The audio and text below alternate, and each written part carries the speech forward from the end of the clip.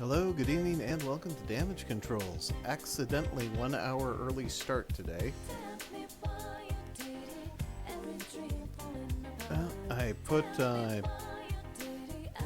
wrong hour in the title of the stream notification and decided to just try to roll with it. And cross your fingers, so far, work has not stopped me. Well, we may be interrupted at some point, but let's be happy that we can get started now, eh? So anyways, we've been going through story mode for 3 streams already. We've unlocked a series of new fighters. This place now, I am told dream and reality. that Labrys is kind of the linchpin to getting things going. Yourself? Because everybody else you play until you play through Labrys has their story blocked about, I would say, 2/3 through. So you don't get to see the ending. Persona you have acquired. It is a side of you that But shows itself you play when Labrys, face the and world then you around can get through everybody. So Perhaps you we've can done think of it as the fewest the solid steps to determination unlock you wear Labrys. to face various difficulties in life. And now we're gonna play her.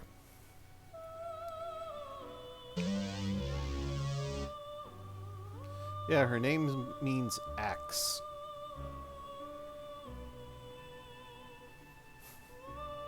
Very well.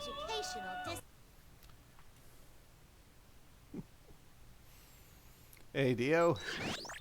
Glad you can make it despite the accidental change in schedule.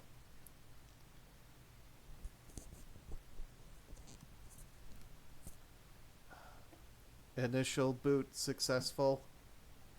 Time stamped 4/20/69, 10/16/39. The boot process was successful. Oh. Apparently we're playing the opening scene to Mewtwo Strikes Back here. This happens every time, but I'm never sure what to say to them first. You mean like a greeting? There's no need for that, they're just machines. 2 humans within visual range. Both male. Searching for voice print and visual matches. Personnel identified as research staff. I do not need to go into details. Not hostile targets. But things like that might affect the performance of these models. Because they have a mind? Their emotions and things are completely faked. It's no different than an AI. It can't possibly be that sensitive. Scanning for keywords in conversation. Running logical analysis. Cross-referencing with related data. Current conversation topic is not orders. Well, until we rule it out completely, we should at least be kind to them. So you say. Alright, from this moment on, you will be registered as candidate unit number 031. Please repeat your number back to me. Confirming first order. Oh dear. Labrys has already gone to the dark side. Initializing unit number. Output via voice requested. Activating voice synthesis module. Accepting input. Unit number 031. Oh, she already has her accent. Did its pronunciation sound a little odd to you? You're worrying too much. Let's hurry up and haul it out.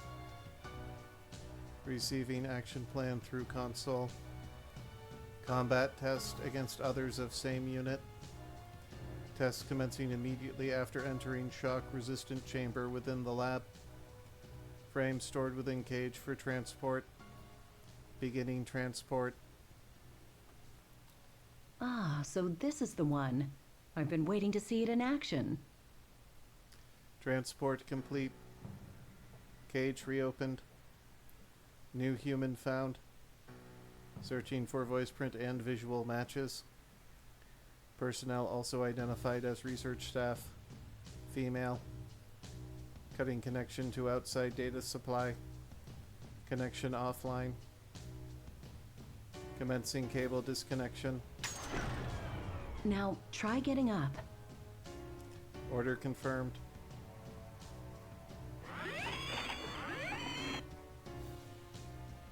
Get up. Initiating motion synchronization engines for motor functions. You know, as far as the whole tell 5 times, show once, and then tell a 6th time goes, like, we're really pushing the tells here. Accepting input. Safety limiters active. Balance control gyros functional. Overall movement systems functional. This model's loaded with a nearly pure form of that crystal. I can't wait to see what kind of results it gets.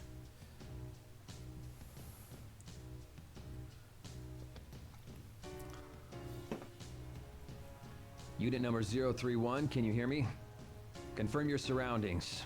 Tell us any abnormalities you're feeling in your sensors or any other functions. Order confirmed. Beginning simple self-diagnostic. Temperature, humidity, pressure, air composition, lumens, sound, all within normal levels. Visual data within expected color spectrum. All systems functional. The readouts seem fine. Monitoring system is fully operational. Okay, we're gonna test your performance inside the battle chamber now. When you hear the buzzer, consider everything that moves an enemy and eliminate them. Order confirmed. Awaiting the signal to begin the test. Exit confirmed to be sealed. Room shape, approximately cylindrical. I mean, more like a torus, really. Height, approximately 11 meters. Area, approximately 7 meters square. High energy light sources found on outer wall. Assumed to be fire resistant and bulletproof. Sorry to do this just after you've woken up, but it'll be good to put you through your paces. Release of facing hatch detected. Mobile objects intruding into chamber. 7 objects in total. Scanning for visual matches. Analysis, non-human. Confirmed as same model units of humanoid weapons. Hostile markers confirmed. Classifying as hostile units. Releasing safety limiters. Battle limit now set at 70%. Exits confirmed resealed. Test commencement signal received. Targets, hostile humanoid weapons. Commencing battle.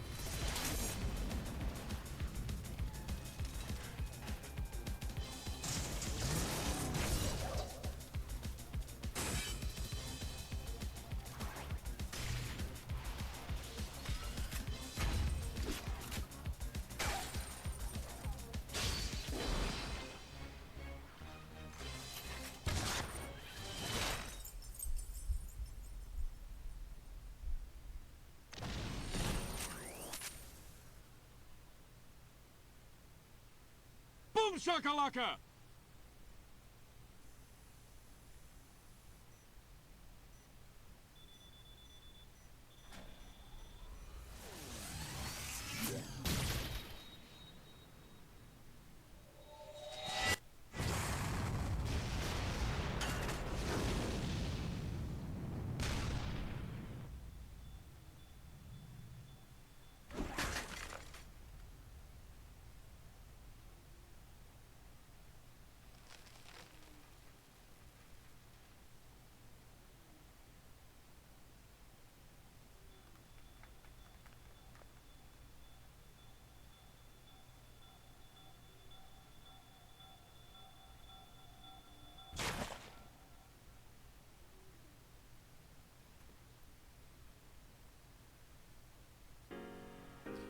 All targets eliminated. Hostile units no longer capable of motion. Task termination signal received. Battle complete. That was better than we could have hoped for. Hey, what's with all the bodies? You made it fight that many on its first time? Don't worry, it did great. This is a new high score for the first battle results. Well done, Unit Number 031. Stand by for further instruction. Order confirmed. Exiting test chamber. Beginning transport to maintenance room. Falco's ship is under maintenance. Resetting safety limiters. Taking seat in maintenance chair. We're done testing, but there's still one thing left to do today. I'm going to temporarily shut down your optics. Can you close your eyes? Order confirmed. Shuttering optic inputs. Connecting cables. Online confirmed. Switching a portion of data supply to outside source. We're going to transfer the data from the destroyed units into your memory. Run a diagnostic check while we're doing it and report any malfunctions. Understood? Why in God's name would you want to do that? Why would you give her that data? What possible purpose could it serve? Order confirmed. Readying self-diagnostic.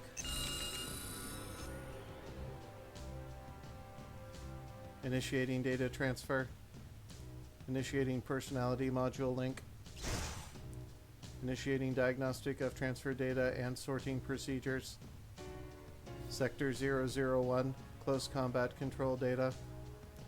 Will investigate improvement of tactical patterns through synthesis and acquisition of data. Dividing into categories for sorting. Sector 002, evasive action control data. Will investigate improvement of tactical patterns through synthesis and acquisition of data. Dividing into categories for sorting. Sector 003, non-battle data. Error, excluding. Sector 004, non-battle data. Error, excluding. Sector 005, battle-related data. What could these be? Momentary disruption of data from visual information stream. A room that is not this place. Outdoor scenery thought to be at night. Also scenes of multiple units of the same type gathering outside of the battle chamber. Could these be memories? Visual memories? They are obviously unrelated to the mission. Why have apparently purposeless memories been preserved this long? 20 to 40% of the informational data extracted from all 7 units are confirmed to be such information. Incomprehensible. What is this? Anything to report? Cables disconnected. Time elapsed during data transfer, approximately 5 minutes. Reopening optic inputs. Calibrating servos. All right then, unit number 031, give us a simple report of today's battle results. Order confirmed. Delivering oral report of test results. This was the first test battle against others of my model. 7 units destroyed. Below 15% damage sustained. Don't seem to be any problems.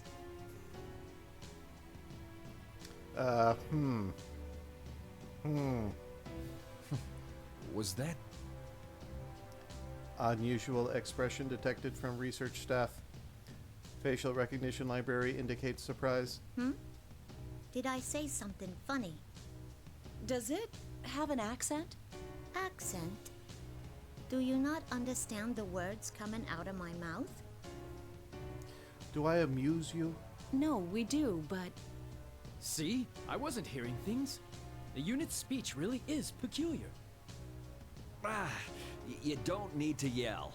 You didn't. Is the language interface not set to default? Sheesh. If we'd known this, we would have reset it in advance. Yeah, the base's personality might be coming out. I wouldn't be surprised if some of the volunteers were from the Kansai area. Alright, so Kansai apparently is the Boston of Japan. I mean, it has ASS in there. Why wouldn't it? But it just woke up. Would it be exhibiting such distinct mannerisms this early? It may be the effect of an enlarged plume of dusk, the basis of their mind. Perhaps it's accelerating their personality development. Exchange of opinions taking place on unexplained aberrance in speech pattern. Hypothesis offered that language interface settings fall outside expected result. Review of recent conversation does reveal certain discrepancies. Internal monologue is within expected patterns, but oral output induces anomalies. Anomalies not affecting meaning. No impediments to communication predicted. But I don't want to waste this feedback data. Those are the best results we've ever seen. Leave it. It'll be fine. It can understand us anyway. This is just one of those things that makes science interesting. There you go again. This unit is going to be communicating with the others. What if this effect spreads? Not only that, but because this is an anomaly, it doesn't seem to have a 100% accurate accent either. But if it has a personality, that might speed up the development of its mind. She's right. The three researchers are standing around the maintenance chair. Each holds a tablet and examines the display on the chair. All right, unit number 031, we'll explain things from the top. Voice pattern consistent with research staff. You are a weapon created to fight against unique enemies. Therefore, your combat performance is prioritized over all else. But in order for you to use a particular ability, you've been given a certain amount of awareness. And that makes your performance difficult to quantify, so we've been pitting test units against each other as a selective growth process. It's all in the service of achieving higher performance, and we don't want to waste any plumes of dusk. Accessing archives. Search term, Plume of Dusk. One match found. A crystalline substance at the core of personality modules. Its name derives from its thin, plate-like shape resembling a shed bird's feather. In addition to its circuit-like structure, it has an unnatural vital reaction in response to external stimulus. Similar to a living thing, yet different. It is thought to exist in a state between mind and matter, mass and information. The details are unknown. There are 12 other subheadings classified under Level 7 clearance. Access denied. Matter interpreted as the core of personality modules. But regardless of your ego, there is one rule you must abide by. You might as well think of it as an order. One rule to abide by. Awaiting order. The only order is to destroy everything we identify as enemies and to emerge victorious. Though your ego will give you some flexibility when planning tactics, there's no need to think about extraneous side issues. Use everything you have to win a fight.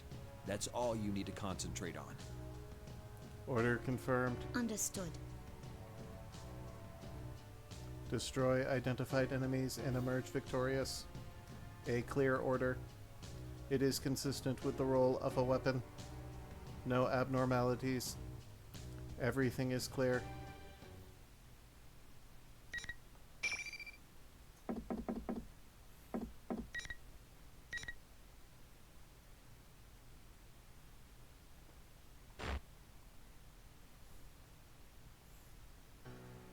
Underwent maintenance on the chair after the test battle. Post-reboot diagnostics showed status normal. The time was 1900. Research staff set new activity cycle. All units return to standby condition at 0900.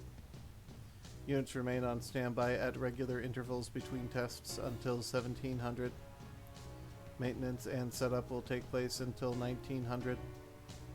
Afterwards, time is allowed to be spent in the outdoor area of the grounds.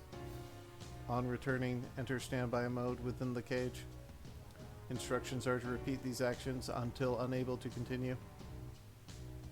The next item on the new schedule is to spend time in the outdoor area. Parameters of spending time unknown. Hypothesize that the meaning is to remain on standby and wait for time to pass. Hypothesis unnecessary. The schedule must be followed. Exiting building.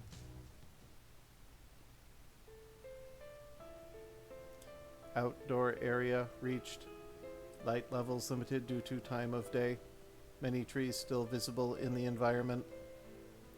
It is almost entirely consistent with known data for the off-limits area. The ground is different from the laboratory's artificial flooring. The soil is exposed. Various natural plants are here.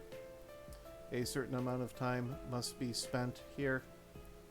The intention may be to heighten basic response capabilities in the natural world. Others of the same unit can be seen stepping into the central area, reassessing the surroundings on various spectra. Unlike the combat test, no hostile unit markers detected. Hypothetical. In combat under current conditions, what tactics would be effective? I reassess the surroundings as a combat environment. I assign value to various geographical features. I surveyed the topography on the outskirts of the environment. I detect unusual movement in one unit. Other units are also surveying the environment, but this unit is crouched while holding something in its right hand. I do not deem this unit's unusual action to be a threat. I approach it in order to make inquiries. Upon my approach, the unit turns around and stands. It's a pleasure meeting you. I process this statement. Its conversational gambit is unexpected. I find no prepared response in my libraries. You mean like how this is our first encounter? In that case, yeah. What are you doing here? I've never heard your accent before. It's intriguing. They said stuff about my accent too earlier. Do I really talk that funny? Like funny ha-ha or funny ho-ho? I wouldn't say it's strange. It was just surprising. The unit looks over again and then speaks quietly to something in its right hand. I examine what it holds.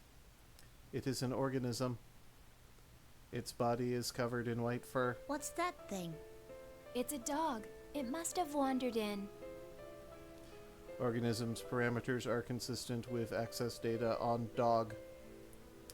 Its size does not present a threat. The search of its specific breed is cancelled. A dog.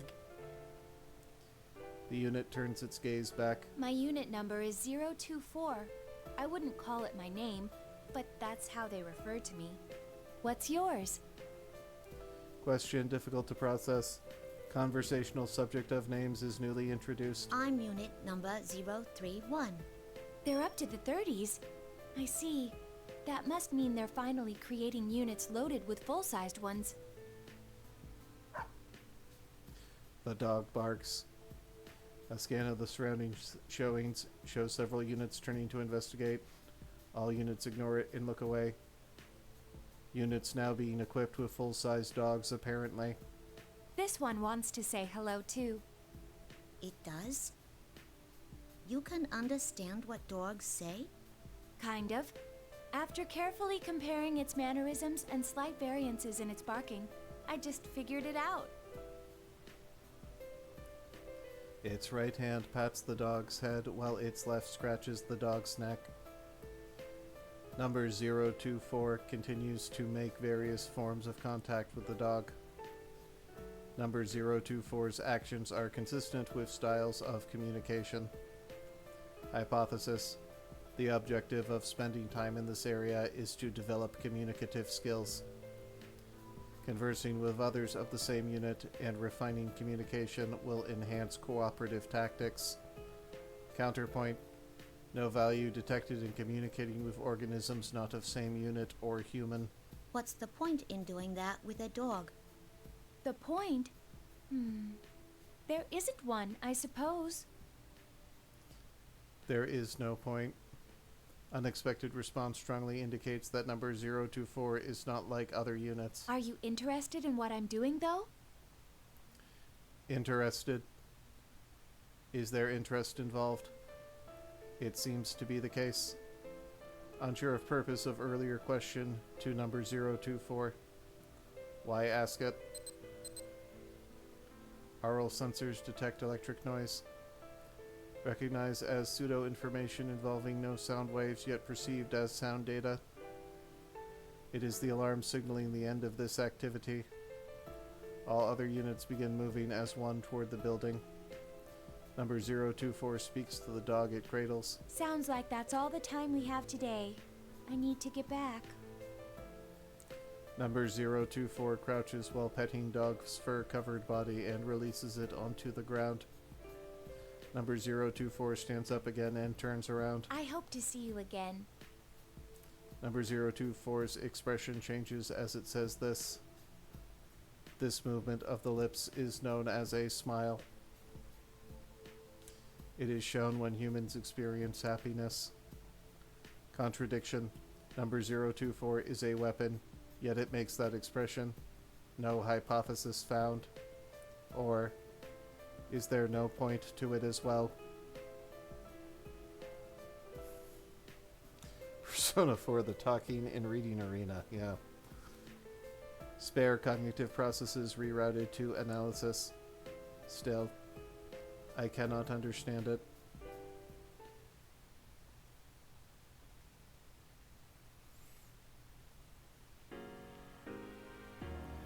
The next day, after being released from standby, I am assigned to a test battle against others of my unit as yesterday. Order confirmed. I am taken to the same chamber. The battle commences. I destroy the other 3 units and sustain little damage. As I wait there, the researchers come in. All have what seems to be high praise for my abilities. I do not understand how I should react to this. Should I give an expression of joy, as number 024 did? The researchers crowd next to the units I destroyed and begin work on them. I think back and recall that they underwent this process yesterday as well. I am curious. I approach them. They open a slit near the unit's necks and use tweezers to remove a bluish-white plate-like object. It shines. They put the object into a petri dish. That distinct shine, neither strong nor weak, is like. No similarities found. I am sure it is similar to something, but I cannot access the relevant memory.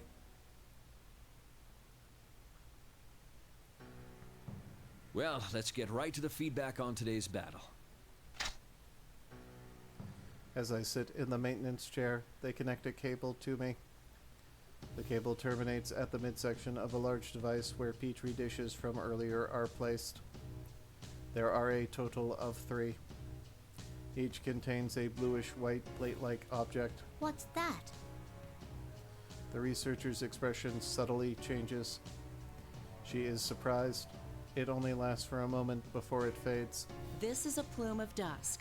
Each of the units you destroyed had one inside them. These are much smaller than the one installed in you, though. I comprehend. This is a plume of dust, installed in me too. This unknown substance forms the core of my personality module. I was aware of its existence, but this is my first time seeing it. These are the 3 personality cores of the units I destroyed. They contain not only combat data, but memories and experiences. It is not long before the extracted data download begins. I sort for the data relevant to enhancing battle performance and incorporate it into my own. The process takes much less time than the initial transfer from yesterday. During that time, I recall what took place last night. There are cases where non-combat data is being preserved. Such memories are included in this download as well. Visual memories of the outdoors at night. Memories very similar to that were in yesterday's download too. Probably from time spent in the outdoors area. The units I destroyed seem to have assigned these memories the same priority as combat data. Why, though? Is it effective in learning communicative skills, but that is lower priority than combat? The visual element preserved here is irrelevant. Wait. Hypothesis. The units I destroyed had their own priorities and values other than executing orders and performing in battle. This line of thought leads to a realization.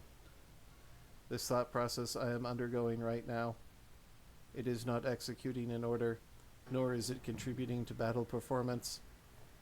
I once again look towards the plume of dust inside the petri dish. Something almost exactly like it is installed in me. Then, were the destroyed units thinking along similar lines as mine until yesterday? I feel a twinge within me.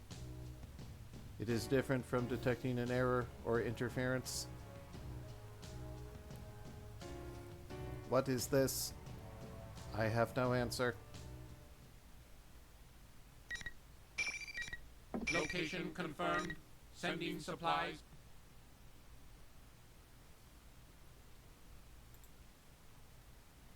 On that note, I think Rob does the robot voice better than me. Thank you, Dio. It's dinner time.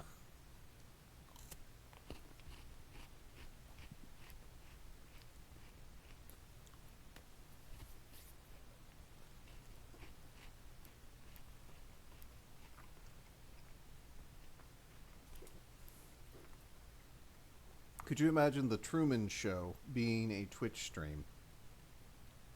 And he only gets to eat if somebody makes a redemption.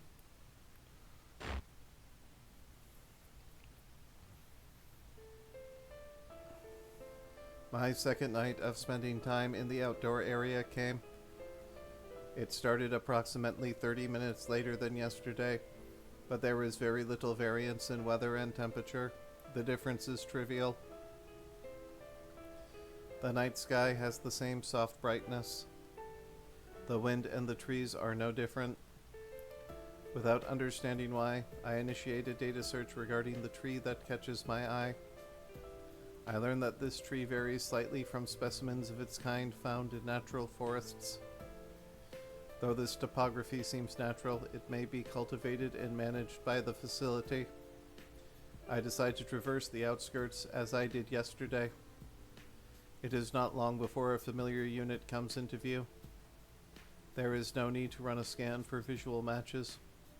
I know that is unit number 024. Alright, so I think the inciting incident here is that eventually Unit 024 is going to be one of the ones in the combat drill.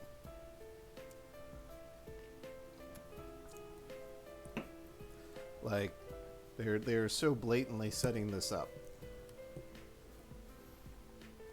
Number 024's left side is turned toward me. It is sitting on a large rock. When I approach, number 024 notices me and turns around. Are you looking for something? Number 024 initiates conversation. Huh? Who, me? I just wondered if you were looking for me. I did express a hope yesterday that we would meet again after all. I was looking for number 024. It's true, I may have been. I began walking the same route as yesterday, but once number 024 came into view, I changed course to approach. I may have been searching for number 024 in this area. Did I desire to reunite with number 024? Why? I am silent due to lack of an explanation. Number 024 smiles again. A smile. What was the cause of that expression this time? I do not comprehend. Like so many other things. Would you like to sit with me? This rock is large enough to accommodate us both. It would be more relaxing than standing. Thanks. I sit in the offered space and gaze at the same scenery number 024 is looking at. Can I ask you something? You just did. You just did. What is it? I decide to voice the doubt I experienced during the combat test today. In my limited experience, number 024 has a better comprehension of such matters. Do other units think about stuff that doesn't have to do with fighting and missions? Do you have such thoughts? To tell you the truth, I can't really say. Feels like I do, though. Number 024 is silent for a duration before speaking again. Units of our model are all given a mind. It's so that we can eventually develop what is called an ego. The reason our appearance closely resembles that of humans is related. It's to foster self-awareness similar to a human's. Have you not been told about personas? Personas? The word is unknown to me. Accessing archives. Searching for persona. Over 1,000 headings found. I must filter the results further. Which subject is number 024 referring to? I am silent as I think. Number 024 smiles again and resumes the conversation. It's an ability expected of us that normal weapons don't have. The conditions to use one are theoretically already loaded in us. But a well-defined ego seems to be necessary to activate it. I am already aware that we have been given a mind. Today I saw for myself the part that forms our personalities. Is its activation triggered by development of communicative skills? I still do not have a good grasp on it, though. Number 024 continues to speak. That's why I'm sure there are others with thoughts that do not pertain to missions. That would seem to be the case. Then maybe those I've fought up till now. Number 024 trains its gaze on me. And how does that make you feel? The opponents you destroyed may have thought similar things to what you just did. Do I feel things? I cannot say for sure. I am unable to respond to the question. Number 024's expression changes again. The expression could be classified as a smile, but it is subtly different from the ones I have catalogued as experiencing before. Mixed with the joy and gladness of previous smiles, this one contains a slight hint of sorrow. It's okay. You don't need to come up with an answer right now. It actually may be better to forget it. After all, tomorrow we may find ourselves ordered to destroy each other. Once again, I detect a twinge inside from hearing number 024's statement. It's similar to what I sensed during the data transfer today. What is it that wavers inside me? I am about to be lost in thought again. But as if to prevent that from happening, the signal for our schedule shift echoes in each of our ears. It's time. I hope we meet again. As number 024 quietly stands up, I detect an expression I have come to know. Another smile. It appears as if number 024 is adopting these smooth changes in expression naturally and not deliberately. I wonder if I will eventually be able to do the same.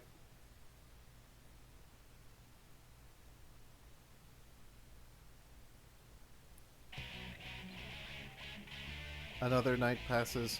Another combat test takes place the next day. Just as scheduled, I face units flagged as enemies from within the test chamber. I am overwhelmed with a strange sensation. The way that my opponents are expressionless now seems strange to me. There is no intent or cognition evident in their faces. They wear no expressions. They are blank. There is something wrong with them. That would be my normal assessment, but I recall number 024's image. The blankness of these faces and number 024's face when it had no expression are different somehow. Even when number 024 had no particular expression, it was not this blank. Not every portion of that face was neutral. Further analysis shows that the same is true for humans. The researchers are never completely mechanical and expressionless. I look at the hostile flagged units again. They are the same unit type as me. They were given a mind and may potentially develop an ego later. I recall number 024's statement again. Do you feel something when you destroy an opponent that may be thinking the same things as you? I am on the verge of entering a long train of thought when the enemy moves. I shake off my doubts to focus on the battle. I study the opponent's movements. I formulate the most efficient method of damaging it. I execute the method over and over. The array of actions I have to select from and my flexibility in linking them will decide the outcome. Having already received 10 units worth of downloaded data, I am likely second to none regarding the scope of possibilities in this respect. At times, I can even anticipate their next action, since my opponents are the same unit type as me. Their tactics are determined using the same thought process as mine. That's right, they think the same things as me. Eventually, after approximately 4 minutes pass, all opponents are silenced. I successfully executed my mission. The day after that, I achieved victory in the combat test with the same efficiency. It is easy to eliminate them. I first begin by targeting their weapons. It is not always necessary to destroy their main body. If they are incapable of resisting further, the battle is over. It is the most effective way. I win the next day, and the day after that. Units geared for close combat with no external weapons give me no choice but to damage their chassis. But even then, there is an order to things. If I destroy parts that present a threat, such as the motor functions of their limbs, the match should be considered as won. Soon afterwards, the buzzer signaling the end of the test echoes, just as I expect. I catch myself rushing over to the unit collapsed on the ground. I have only destroyed the unit's arms and legs. It is still conscious. But I realize I do not know its unit number. I am at a loss how to address the unit. The opponent asks me a question that I did not expect. You seemed to deliberately avoid attacking the face or the neck in that battle. Why? Huh? I am momentarily at a loss for words. What the unit says is true. There is no damage to its face. I review my actions during the battle and find that at no point did I attack its neck either. The cranial region is where the Plume of Dusk is housed. If it is destroyed in any type of unit, that unit will fall. Aiming to disarm opponent is effective, but would targeting the obvious weakness be a more efficient tactic? I avoided doing so. I don't know.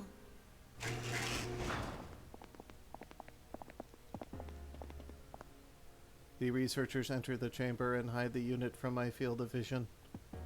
I could not determine whether my last words had an effect on the opponent's expression or not.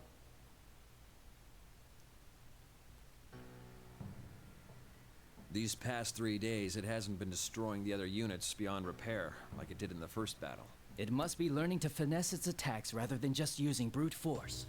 The result? Swift, overwhelming victories. Its evasive skills are improving as well. That level of flexibility and evasive action could never be replicated by chaining predefined maneuvers. This unit's collected a good amount of feedback data too. It's growing steadily, feeding on the bones of its kills. You don't have to say it like that. The researchers are preparing for the download. Growing, destroying them and absorbing their data. That is what growing is. Since I thoroughly destroyed few of my opponents these last few days, some of their bodies were salvaged. While I downloaded their data, I always kept their still bodies within view.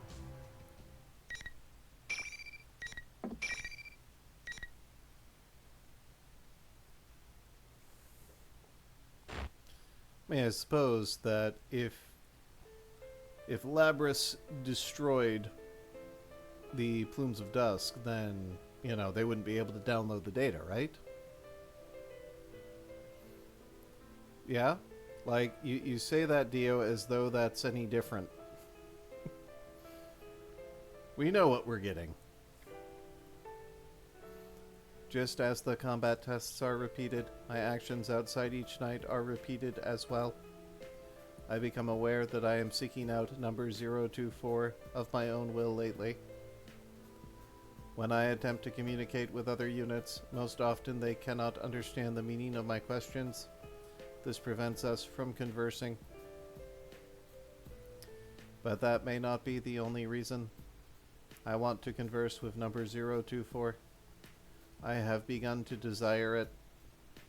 When I go to see number 024, the white dog I saw on the first day we met appears from somewhere. This one seems to have been raised as a pet somewhere far away from here. But one day, it was brought to the forest near here, and its owner suddenly disappeared. It seems unlikely that number 024 obtained such a detailed history of a stray animal from the research staff. Was all this information obtained by communicating directly with the animal? From a dog that does not speak human language? Its name is apparently Snowy. Aww. At least that's the name it responds to the most. I thought it was a dog. Oh, well, the name of this animal is a dog. But how do I put this? Snowy is what this specific dog is called. Snowy. Snowy barks once as if comprehending its name. It's white, like snow. Easy to remember. When I reach out my hand, Snowy rubs its nose against it without being frightened. The way it presses at my fingers feels as if it is showing pride in its name. I do not know the tactical advantage that communicating with animals offers to a weapon.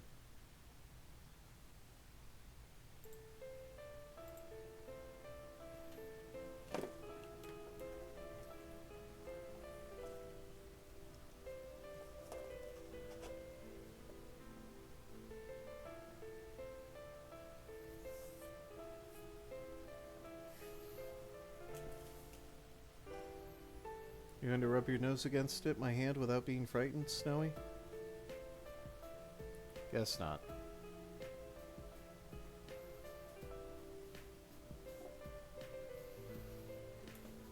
That's right, Snowy, we're invading your privacy. But I feel that there is value in spending time with it. I decide to spend my outdoor activity time that day following Snowy around with number 024.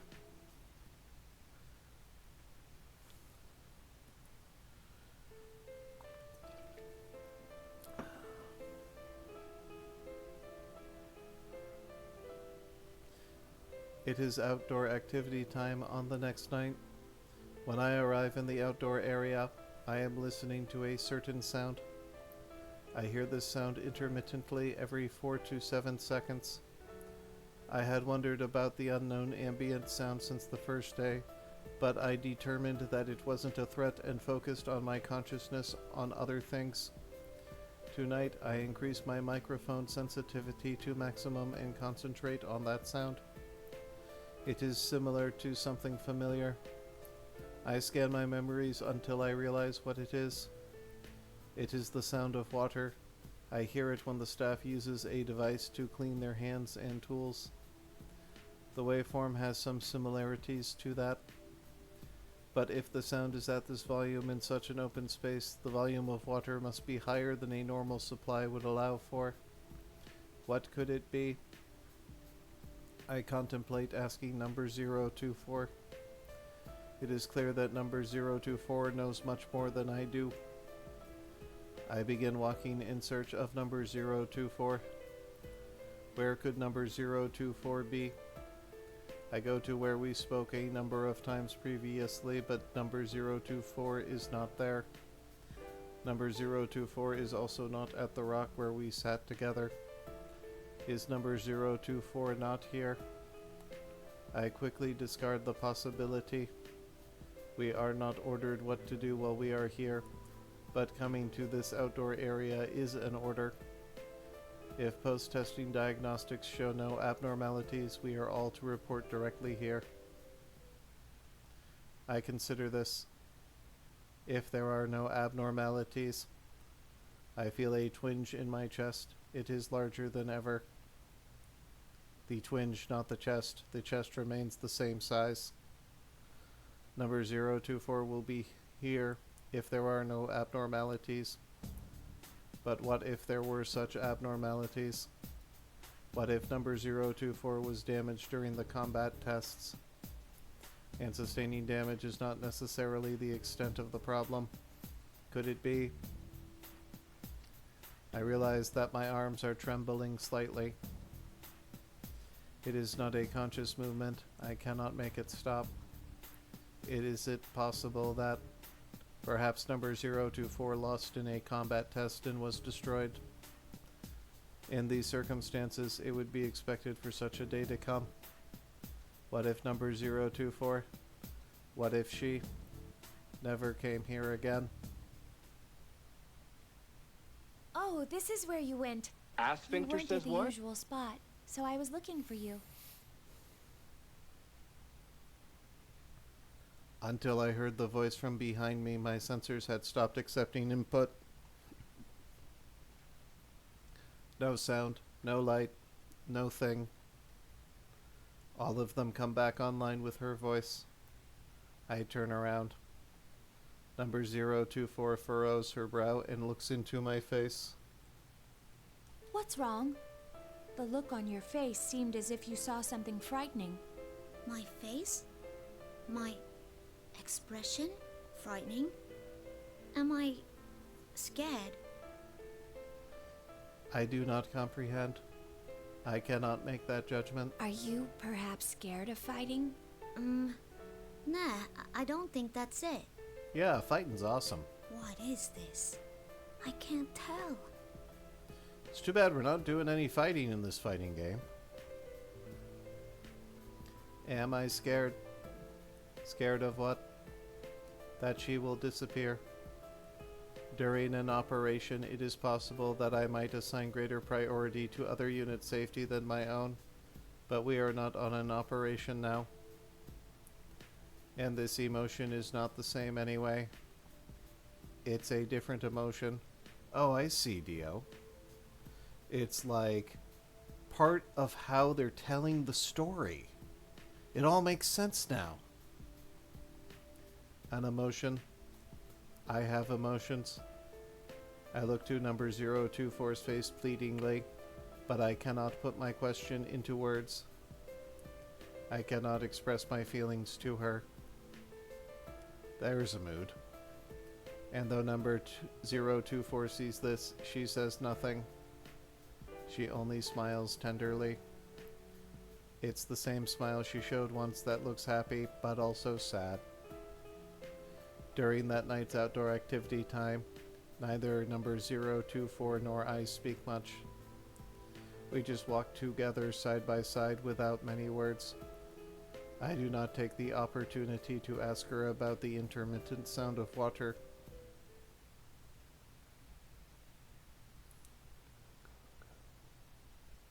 It is the next day. I detect some sort of weight in my chest. I am aware that there is no physical weight there. It is most likely a psychological phenomenon. I perform a vocabulary search. The idiom of being heavy-hearted applies best. I cannot help but find it amusing. It is a very apt phrase. But what is causing this heavy-heartedness? That I may not be able to see number 024 someday? That may be it. But I do not think that is all. Over the next few days, I spent my time without finding an answer to this question. Each night after the combat tests, when it is time for outdoor activities, I seek out number 024 first. And each time I confirm her presence, I feel an indescribable sense of relief and rush over to her. We exchanged standard greetings in the first few days, but that practice was eventually discarded Now there are no special greetings between us. We can understand each other without words. Our eyes and our expressions communicate enough. Tonight as well, I find number 024 and rush to her as usual. There are no words, only an exchange of smiles. We begin walking together. Do you remember me asking before if you were scared of fighting? To tell the truth, I'm scared of it too. Her confession is surprising. It is counter to our nature as weapons. Yet for some reason, I am not surprised by it. You just said it was surprising. I'm afraid I'll lose and be destroyed, and it's painful for me to make others go through the same ordeal. We may be weapons, but shouldn't we be driven by more than seeking victory? I've been wondering that for a long time. But that's against orders. Number 024 gives a half-hearted smile. I'm sure things would probably be much simpler if I stopped thinking and just obeyed orders. Unfortunately, I finally found it. I found my answer. Your answer? Oh no, oh no. You're gonna be trapped forever. There's someone I want to meet. I feel like meeting this person is my own objective and not an order given to me. Since we have never left this facility, we have absolutely no acquaintances with the outside people. There should be no relationship with such people. But I immediately understand. This person she wants to meet is someone on the outside. Even I don't know why I thought so. But when I reflect upon that thought, the indescribable wavering within me becomes greater than ever. Ever since I started thinking that I was scared to fight, each day was painful for me. I mean, is this going to be Persona Become Human here? If I'm going to feel this way until the day I lose, I even thought it would be better if I lost on purpose. But I won't think that anymore. I feel glad now that I exist. I mean, we're loved after all. Loved? That's right. I repeat that to myself. The word loved. I do not comprehend. But when I look at her gaze, her clear eyes seem to see beyond the sky. Her statement seems correct. I feel this must be something vital. As I watch her try to express something without words, it is hard to believe she is the same unit type as me. It seems more that she is human. Why are you telling me this? It's probably because I didn't think anyone but you would understand. Well, I hate to say it, but I'm not sure I really get it either. I'm sure you'll understand one day. I hope so anyway. Sheesh. Why you gotta be so cryptic? Number 024 laughs at this. It is the purest smile I have catalogued. I know without comparing it to anything that it is a smile of pure joy. I detect Snowy playing at my feet. After playing at number 024's feet too, Snowy runs off ahead about 3 meters and then turns around. Its tail moves vigorously back and forth. Soon afterwards, Snowy sits on the ground and looks up at number 024. I watch number 024 crouch and pat its head. I am thinking back about other things. Things besides fighting and defeating the nearest enemy. My own objective. Someone to meet. I still do not fully comprehend. But the way she is playing with Snowy tonight looks more fun than ever. Her smile seems very natural. If the answer she discovered is the origin of that smile, I would like to understand it someday too. I can feel that desire budding inside me. Alright, that's 4 scenes.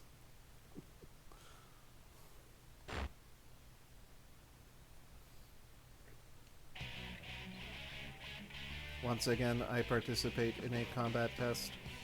Once again, I claim victory without destroying my opponent. I target only her weapons and limbs. Not the first time. I elect not to employ the tactic of targeting the weakness in their cranial regions. I believe that if they think the same things as I do, they would not wish for their personality modules to cease functioning. Though even if I do not destroy them, the research staff will remove their plumes of dust. Either way, their functions will be suspended. My actions are difficult to justify, but I feel that suspension through destruction is not a worthy end for them. That is what I think when I rationalize it by applying the criteria to myself. I do not think anyone would want their consciousness to be terminated by those like them. I find myself more conscious of the damage I sustain and my efficiency in combat than ever.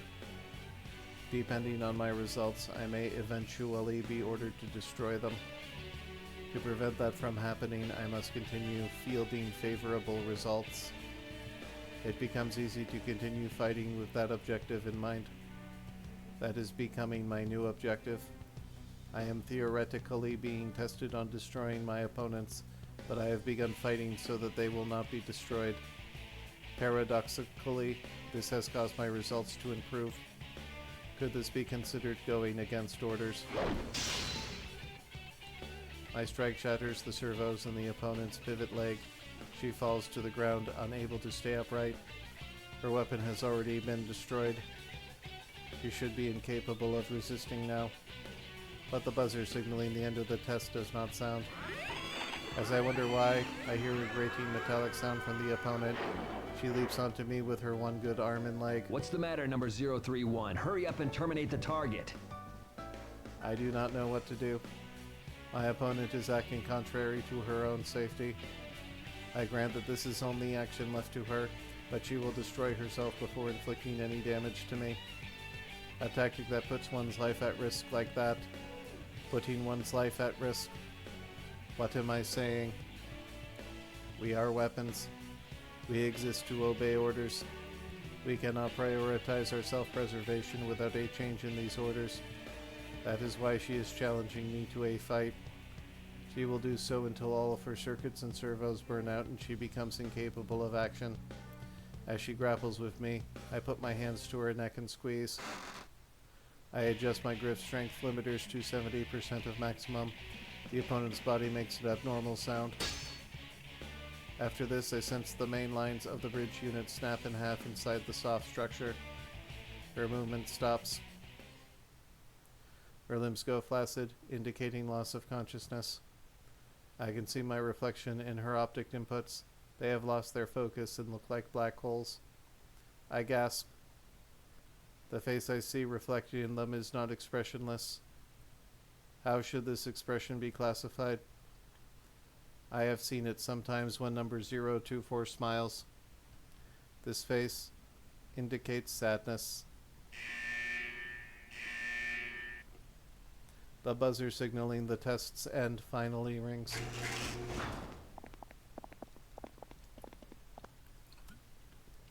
The researchers enter the chamber. I am used to this scene now. Well, that was pretty impressive. You think it's because of the size of her plume? Funny that one little part could make such a difference. Indeed. Most of it is due to differences in their tactical mentalities. It may be on the cusp of what we would call an ego. Considering how everything's been going so far, I'm starting to believe more in persona abilities. One little part. It is true that the plume of dusk installed in me is comparatively the largest among units of my type. But does this part determine everything about us? Number 024's smile seems much more human than mine. I find myself opening my mouth to speak. But I realize that the statement I am about to deliver is a protest. I am quick to abort. Was I about to deny the staff's authority? They speak to me. My confusion seems to have gone unnoticed. Well done, unit number 031. That was an impressive display of destruction. Plus, you cleanly severed its transmitter, leaving the plume of dusk unharmed. That's certainly ending things on a high note. Ending things on a high note? An act of destruction is a high note. The researchers look at each other while holding the petri disk with the bluish-white plate-like object. One of them says, "This is the one." All right, number 031. As of today, the test battles are finished. Huh? It's... I cannot help questioning the unexpected statement. All the results indicate that you have the very highest performance out of all the units of your model. I'd say we can go ahead and earmark unit number 031 to be the base for developing the 5th generation. The base? It means that you're the winner. The combat tests are over. Will I no longer be required to fight? A strangely intense sensation of relief fills me. It is not because I won and gained a reward. If the tests have ended, those of my unit type that are not yet destroyed can escape that fate. Interesting. It seems that I was reluctant to destroy them after all. My priorities have become inverted, yet I am so happy that I smile. The researchers notice this expression as well and smile back. Okay, we're going to begin the usual review of the feedback. So come over here.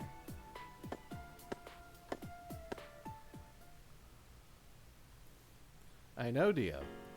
I would say we missed about 30 of them. Well, 30 combatants, probably fewer than 30 fights, since we started with 7. When the download begins, the memories and thoughts of my recent opponent flow into me along with vivid images.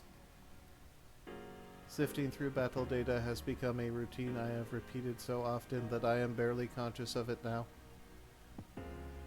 I peruse the non-combat memories she preserved. It is the landscape of the outdoor area again. At first I could only vaguely recognize it, but now I can pinpoint exactly where this memory is from. It is near the biggest tree. The memory is of flowers.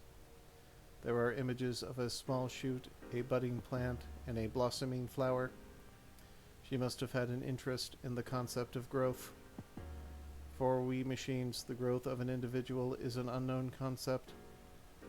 But one of us took an interest where I had only seen it as part of the landscape. It seems that she, too, had her own thoughts unrelated to our orders and battle performance. She simply did not show it. I recall what number 024 said. My own objective and not an order given to me. The twins in my chest returns. I'll make sure to hold tight to your memories. This is the thought that formed in my mind.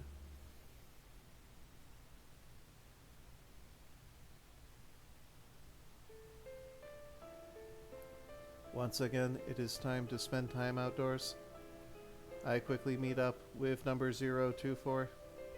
It seems she was looking for me as well. Hey, can I talk to you for a while? The lab boys told me today that they were putting the kibosh on the test battles. I see. It's over then. Look, I've been thinking, if they end up tossing us out soon because of that, I want to go with you to go see that person you were talking about. The one you wanted to meet. I might even put in a formal request about it to the lab boys. Number 024 takes my right hand. Before I can determine her intent, she pulls a cable from her wrist and connects it to a port in my own. She looks at my face in silence. Thinking that she wants to confirm that the tests are in fact over, I nod. But the data she transfers is from her to me. The packets that flow through the cable form a single, very small archive file. If you are still safe when everything is over, open this file. Number 024 removes the cable but keeps a hold of my hand. What do you mean, when everything is over? How come I can't look at it now? If I had to answer, I would say because it wouldn't be fair. Fair? She smiles and does not answer. It is that same unsure expression. It is a smile, but there is sadness in it. It would be wonderful if I could go with you to see her. Her? So this person you're looking forward to meeting is a girl? Number 024 nods slowly. But it's strange. Even though my wish may not come true, I still feel satisfied for some reason. How bizarre. It's a fervent wish of mine, too. She looks towards the sky and smiles faintly. This time it contains more than sadness. There are too many emotions for me to parse, all reflected in that one expression. I believe in you. I can tell you this because I trust you. Maybe that's why I feel so at peace. Huh? Maybe this is what it is to feel alive. Oh, you are so fucking dead now. Alive. It has happened again. I do not comprehend the meaning of the word, yet I feel a twinge inside. I look at the sky in an attempt to follow her gaze. There is nothing there to hint at her meeting, but I still wanted to get closer to her. She wishes for me to understand. I want to grant her wish. From then on, we spend our time looking up at the sky in silence. Eventually, the signal that time is up reaches our ears. That is when I notice that the moon has appeared from behind the laboratory buildings. I see. I thought that the light emitting from the plumes of dusk reminded me of something. I now know what it is. It is very similar to the light from the moon in the night sky.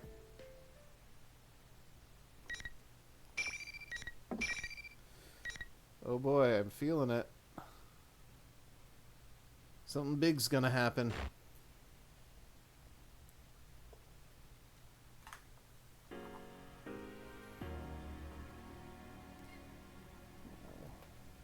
Meow.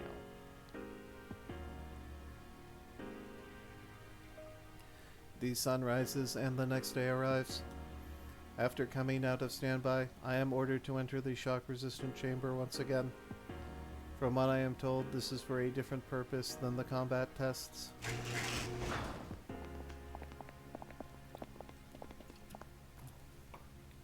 Soon afterwards, the 3 researchers who supervise the feedback downloads appear. Sounds like it's decided. We'll discontinue use of the name Unit Number 031.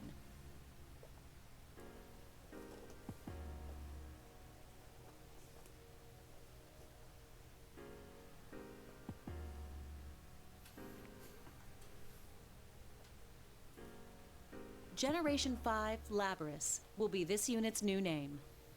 Labris. That's your name. The official one's much longer. Generation 5 Anti-Shadow...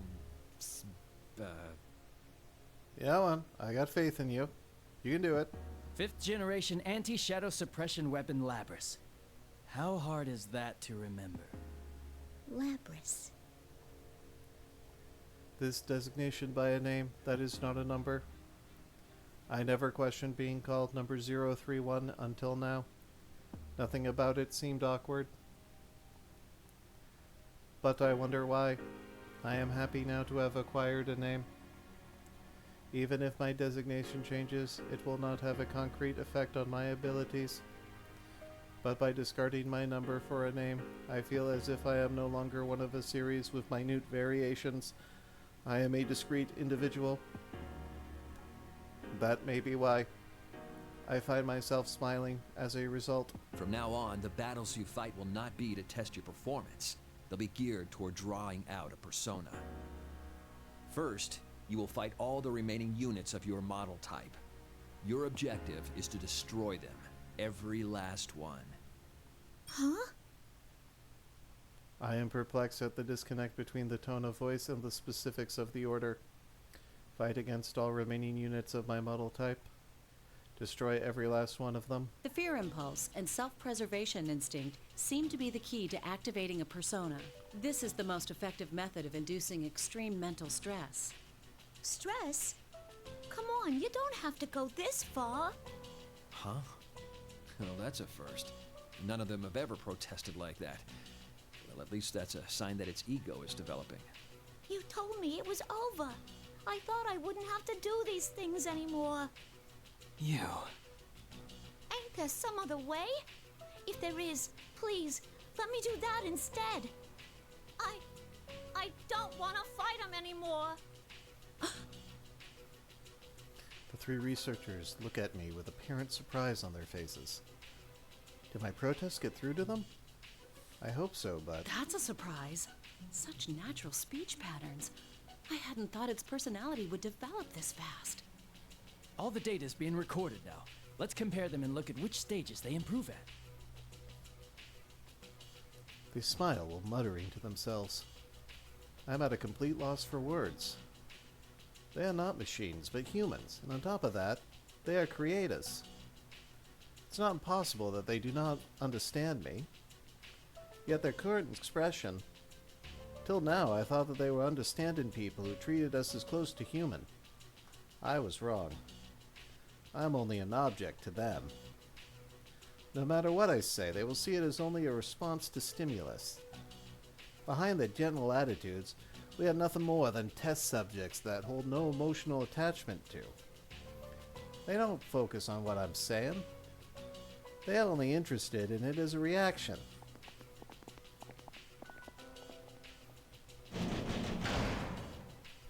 The researchers ignore my stunned silence and hastily leave the chamber. Their figures are hidden beneath the hatch.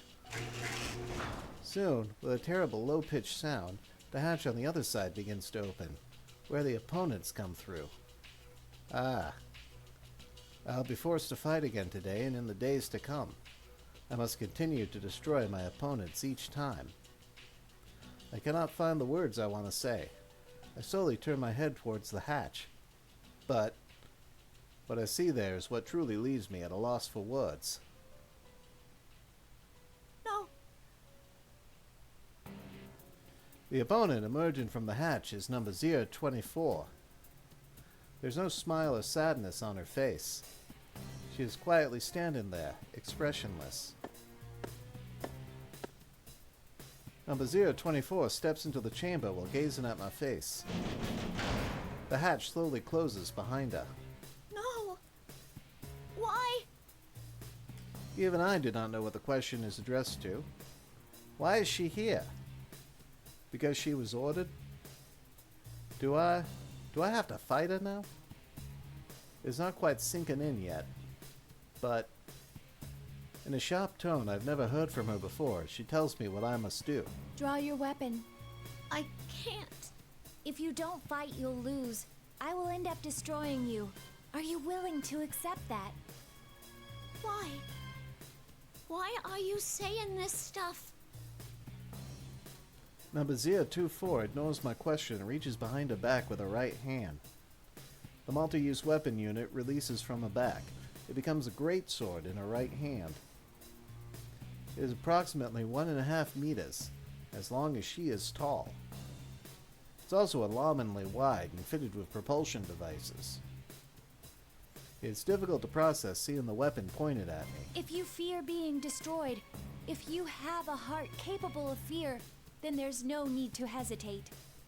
That alone gives you the right to attack me with all your strength. But doesn't the same go for you? I couldn't help but plead. Number 024 does not answer. But it appears that a very small smile forms on her lips. You said there was someone you wanted to meet. I can't fight you knowing that. I turn and appeal to the researchers watching us from the other side of the glass wall. Come on! Stop this! I don't want to fight anymore! I press against the transparent wall and continuously strike it with my fist. Though my safety limiters are disabled, it must be coated with something. I can't even scratch it. The researchers standing on the other side are completely expressionless. It's as if they are machines themselves. I beg and plead, but they do not respond. If only there wasn't this clear glass wall between us. I am so frustrated. Why? I then hear number 024 speak up weakly behind me. Only one of us can exit this chamber. Huh? They never told you, since you were strong enough, that battles never lasted very long. But that's the rule of this place. The only time the door leading beyond that transparent wall opens is when one of us is considered unable to fight. From the start, This whole setup never took our feelings into account. I can say nothing. I can see from her words what atrocious battles were forced upon her. But talking like this is a waste of time. I can see I won't spur you into fighting with just words alone. As soon as she finishes, number 024 leaps into the air, swinging her sword at me. I quickly jump back and barely dodge the attack. The sword slashes the space where I had been at a speed that could have killed. Tip grazes the chamber floor. Red sparks fly. She is serious. Finally sinks in. I jump away to put distance between us. I don't intend to meekly accept my destruction. I have my own goal after all. Now, bite me. Now bite me.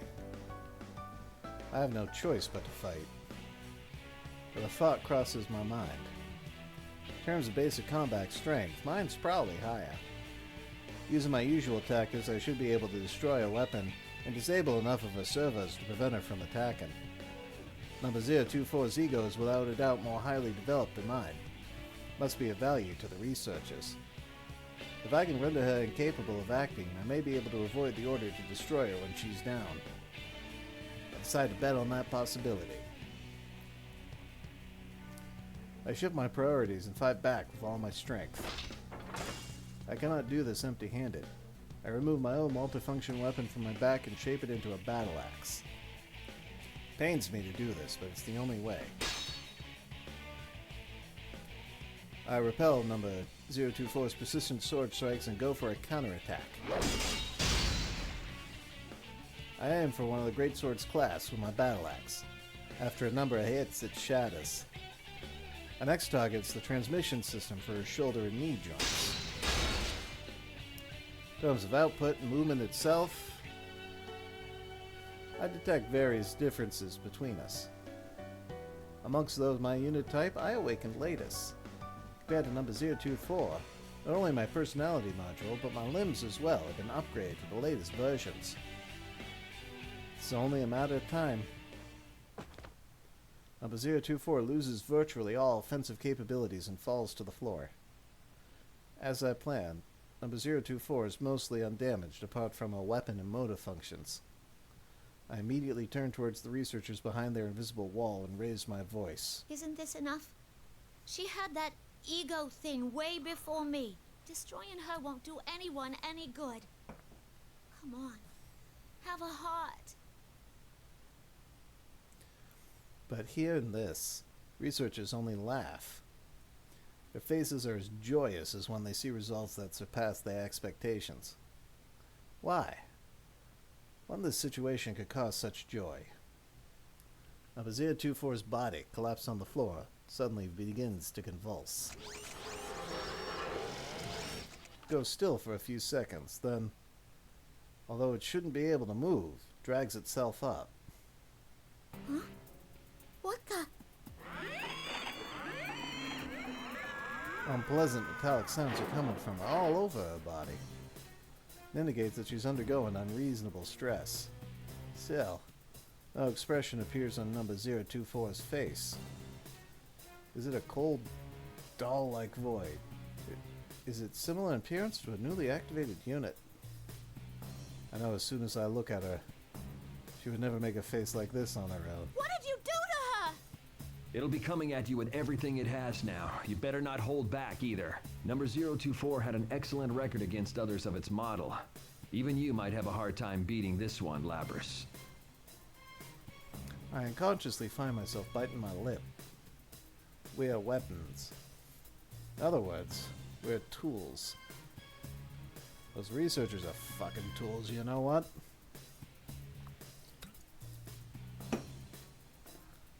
Of course there would be a means to issue orders remotely. I recall what the one researcher said. Is the most effective method of inducing extreme mental stress.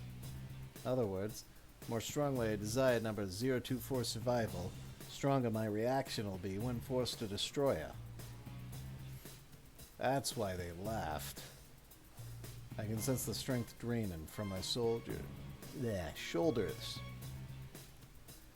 There's nothing more I can attempt. All I can do is end her.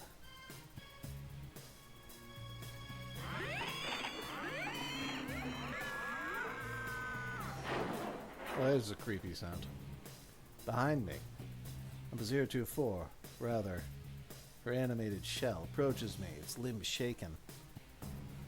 I suppress all thoughts unrelated to tactics and slowly turn around. My body goes cold. My arms move into position as if controlled by someone else, and I ready my weapon.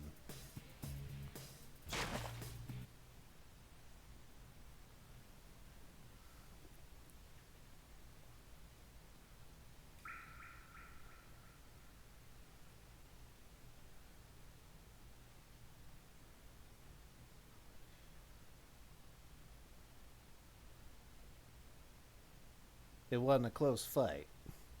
Once I decided to finish this, once I resolved to stop her, number 024 as she is now, stood no chance against me.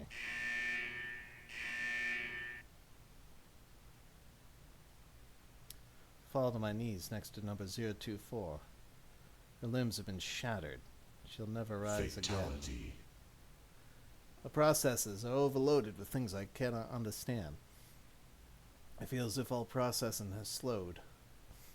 Number 024's face is turned to the ceiling. Hey, are you not gonna look at me anymore? You're not gonna smile again? Didn't expect her to respond. But number 024's face moves slightly. Stare at her without knowing how to react. She turns a gaze to me and smiles. I'm sorry to leave you alone. I leave the rest to you. Those were the last words she spoke. So this is the Super Saiyan 2 transformation, right? Can't believe this. Number 024's dead face is laughing. She's smiling at the one who destroyed her and robbed her of her dream. All at once, everything hits me in a torrent of emotion and data. I lost her. I did it. Took everything she had. My vision begins to fade. My thoughts go with it. Cannot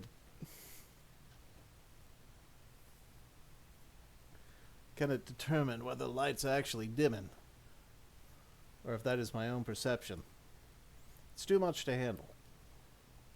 Collapse to the ground helplessly like a crumbling statue.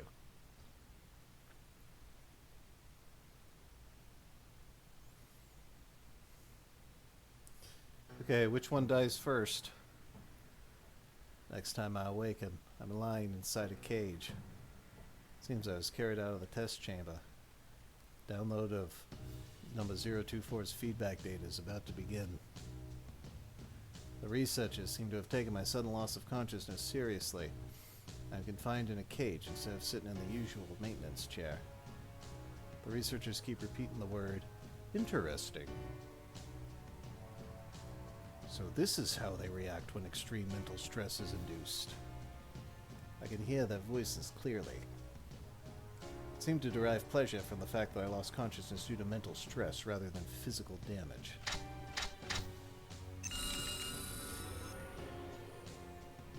Cables are connected to my body one after another. Data download begins. All on number 024's information. Combat data, various records, and the memories she experienced.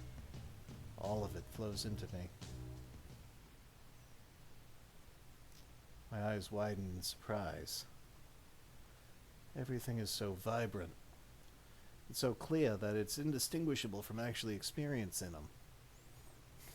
This is the first time I received memories with such vivid images. All the images are linked to records of the emotions she felt in relation to them. They're so strongly linked that my screening protocols can't distinguish them from human thought. The outdoor data where we spent time. The big tree whose branches we examined? That sound of water we heard periodically. Snowy playing around. As I relive number 024's experiences, pick up on an unfamiliar voice. There's no associated image data. Only the voice can be heard. It's a female voice. There's a female researcher at this facility, but the voice belongs to a younger person still in human developmental stages. I know the world is a big place. And I know that there's a lot of people in it, but I won't be able to see it for myself, or meet many of them. I know that, too. I'm too weak for that. Speech is different from the researchers or from those of my unit type. It's very similar to my own. Thinking about it has made me sad more than once. But I didn't want to do nothing and be left with regrets. That was when my mom and dad looked into some options. And we decided to go with this experiment. If even a sick girl like me could make herself useful to others in this world, I thought I ought to go for it. Who could this be? I only know that she's female. She's in a situation where a condition prevents her from moving freely. Seems like instead of lamenting that fact, she's decided to volunteer for an experiment of some kind. Where did number 024 hear this voice? Did she know this person? I wish I could ask her, but that is no longer possible. At first, I kept wondering how much I could really contribute. But after hearing more and more about the program, I started to wonder about the others more than myself. Others? It was strange, but when I hear that, I feel number 024's heart waver. Was she surprised? Perhaps even I feel something unexplainable. And yeah, my big wish is to make myself useful to this world. But the ones born from me... Is born the right word for it? Kind of embarrassing. My other wish is that the ones born from me are happy. I doubt I'll be able to talk to them in person or stay with them, but I still wish from the bottom of my heart that they all have happy lives. Ah, my heart. People's voices have unique characteristics. In the past, I have expressed it as a variance in waveform, but each has what could be called its own texture and temperature to it. His voice sounds very warm and kind. I'd like to listen to more of it, but the speech ends there. There are no more related memories from number 024. While the cable is disconnected, I decide to search the archives for results matching that voice. Sadly, there are no results, but during the search I suddenly remember something. The archive given to me by number 024 last night. Yeah, I gave an archive to your mom last night.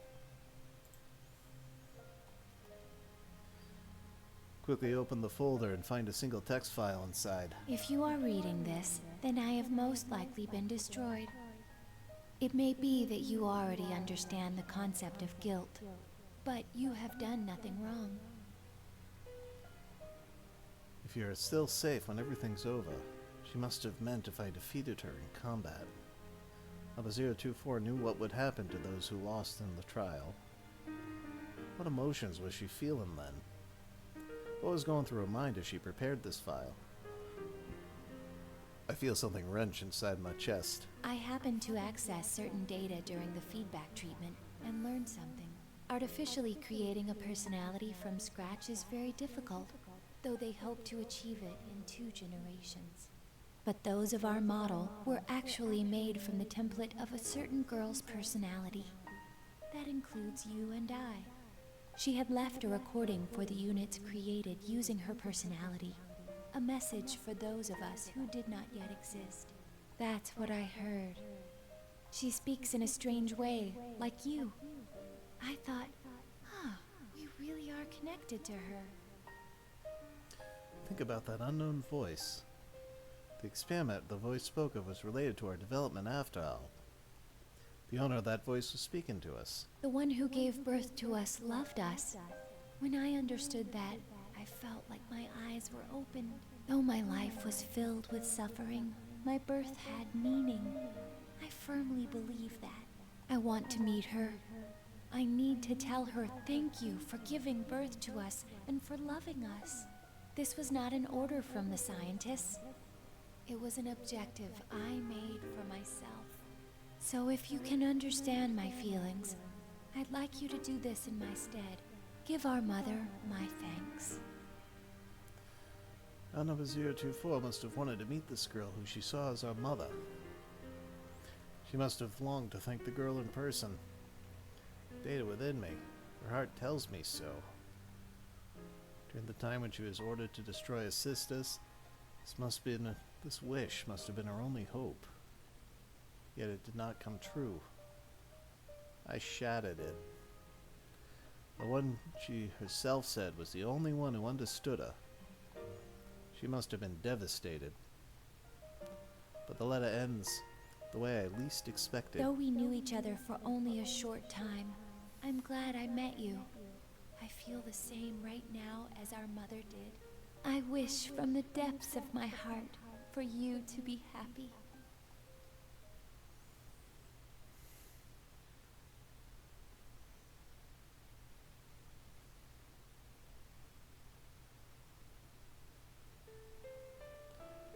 I'm shocked. You can bowl me over with a feather. How can she feel that way towards someone who may one day destroy her? I realize then that the visual input from my optics is experiencing distortion for some unknown reason. An unfamiliar source of water trickles down my cheek. Labrys, is she crying? So she is. I can't believe we're actually seeing a machine being driven to tears. But its mental graphs are clearly abnormal. What kind of information did it download? Who knows? That's one thing the graphs can't tell us. We should take care to limit our studies to just the battle data. Idiot. It doesn't need any sentimental memories. You can delete those. Why make a weapon so emotional that it can cry?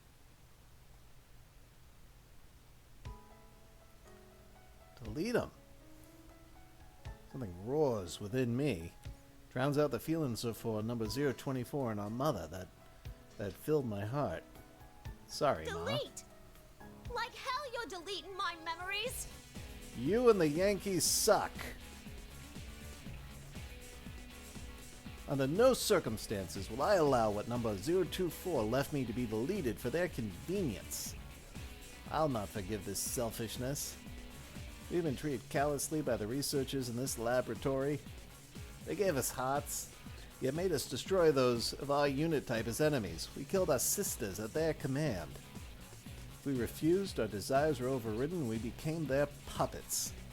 Wishes of the girl who desired our happiness were not taken into consideration. Now even the few memories that number 024, my sisters and I have accumulated are about to be erased like trash. Their aim is to develop our ego. They find it inconvenient for us to have real hearts. These feelings within me may be erased, perhaps even my heart itself. If that happens, will I resume killing my sisters without hesitation?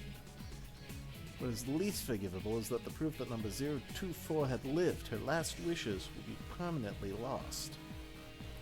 My hands are squeezed into tight fists. They make a small grinding noise. The goal that number 024 found for herself was left to me. I will carry it out as my own now. I will burn it into my heart as my goal. It's the duty I impose on myself gladly. Nothing will make me surrender it. Must be fought for. Rather, must be protected even if it means fighting. What the? Its emotions are spiking into the red. I've never seen anything like this. Hey, what's that warning? No. Labrys is in battle mode? What? That can't be. There aren't any enemies. We're the only ones here. Yeah. Dawn reaches Katahdin, huh? Fucker.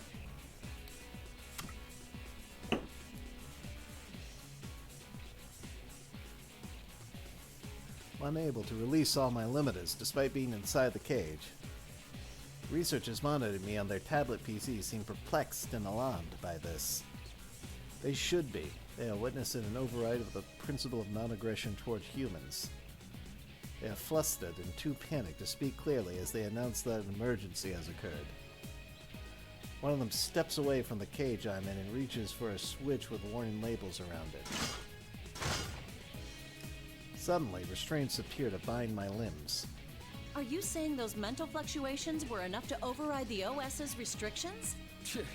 That plume's playing pranks on us. Hey, hurry up and delete those memories.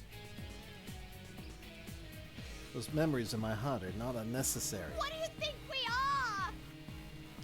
Something I have not felt until now. A sensation like heat spreads throughout my body. A trembling, burning wave rises within me. Soon afterwards, I realize that this is an emotion. There's a name for this feeling. It's anger. I reroute all my strength into my restrained limbs. Restraints are designed to withstand up to twice our calculated maximum output. Trying to escape is therefore logically doomed to failure. Even so, I continue to muster my strength. It's not because I judge it viable course of action. I'm not merely executing an order. I'm acting based on my emotions. Doesn't matter if these restraints can be destroyed or not. I wish to destroy them. Metal pots in both my limbs and restraints begin to creak. How's it doing that? There's no way those things are strong enough to break the restraints. It's outputting over 220% of its theoretical strength limit, even though its joint actuators are operating at only 70% capacity. That's not possible. That doesn't even make any sense. What's driving this thing? Screw the rules. I got anger. I'm not gonna let you take those memories. I made her a promise.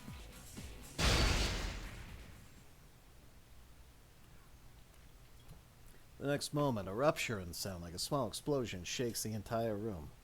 The heavy metallic bands restraining my arms and legs shatter. I jump out of the cage and run toward the open door. I must escape from here. I have to get out and see the girl who loved us, even though we're not yet created. To fulfill number 024's wish, which has become mine. When I entered the hallway connected to the outdoor area, I met with barricades and heavy artillery.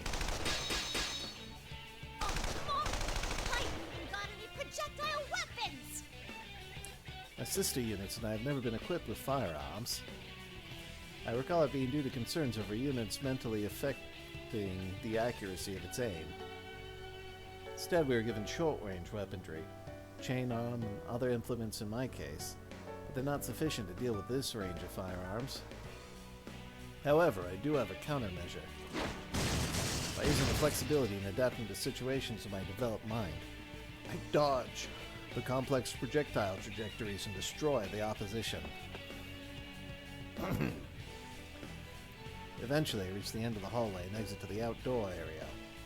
I have not seen this environment before. Trees are the same species as those that grow near the facility, but these specimens are much healthier. Where am I? Question did not cross my mind until now. Where am I? Where are we? Cannot use the GPS that should be installed in me. Seems like the research facility blocks GPS signals outside of its walls. This is probably to prevent its location from being pinpointed. Is there anything in the environment that can help me determine my location? The blue sky that I'm seeing for the first time is stunning, but irrelevant. And then I notice a periodic sound of liquid in the distance. Ah, that's the sound of the ocean. The answer came easily to mind. One of my sisters must have taken an interest in it and learned what it was. My sisters are helping to keep me alive now. When I think of it that way, burning feeling rises from deep within my chest. But none of what I see in my surroundings is helpful. Is there anything else by which I can determine my location? Any landmarks? Signposts? Scan my surroundings while running past. These trees obstructing my view. They're a unique species. That might be a hint. I review the tree's characteristics once more and run another search on them. Attempted this once already, but there's much more data available to me now. Once again, the results come easily. This variety of tree is known as a cedar. It's found in many habitats, but the cedars here are unique. The tree's shape and age implies it is so different that it's nearly a separate species. If that's because of the differences in the environment, it may be useful in determining my location. It's when an unfamiliar sound reaches my ears. The heavy rumble of what sounds like a motor. Oh yeah, we're getting there. It seems that they have dispatched a vehicle to pursue me. I expected this. Their response was swift. It means they had measures in place in the event one of us escaped. When the vehicle stops behind me, fully armed personnel pour out of it and move to surround me from both the left and right. It's an obvious response. No matter how much power I have, I am alone. The optimal solution would be to overwhelm me with numbers. Try to shake them off by running faster. But soon afterwards, I reached the main gate of the laboratory, high steel edifice. It's tightly sealed. A number of heavily armed guards are protecting it. You might say this edifice is complex. Stop. There's nowhere else to go. Labrys, come back here. You're too useful a unit to destroy. Oh, fuck off. You need to get back here to be regulated. That's your role in all this. Regulate this. I can't be destroyed here. But I can't be captured either. They will surely delete my memories. They will take my desire and everything else that was given to me. What purpose is there in avoiding destruction, then?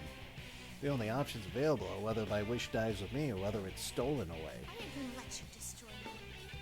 And not just because I don't want to be destroyed.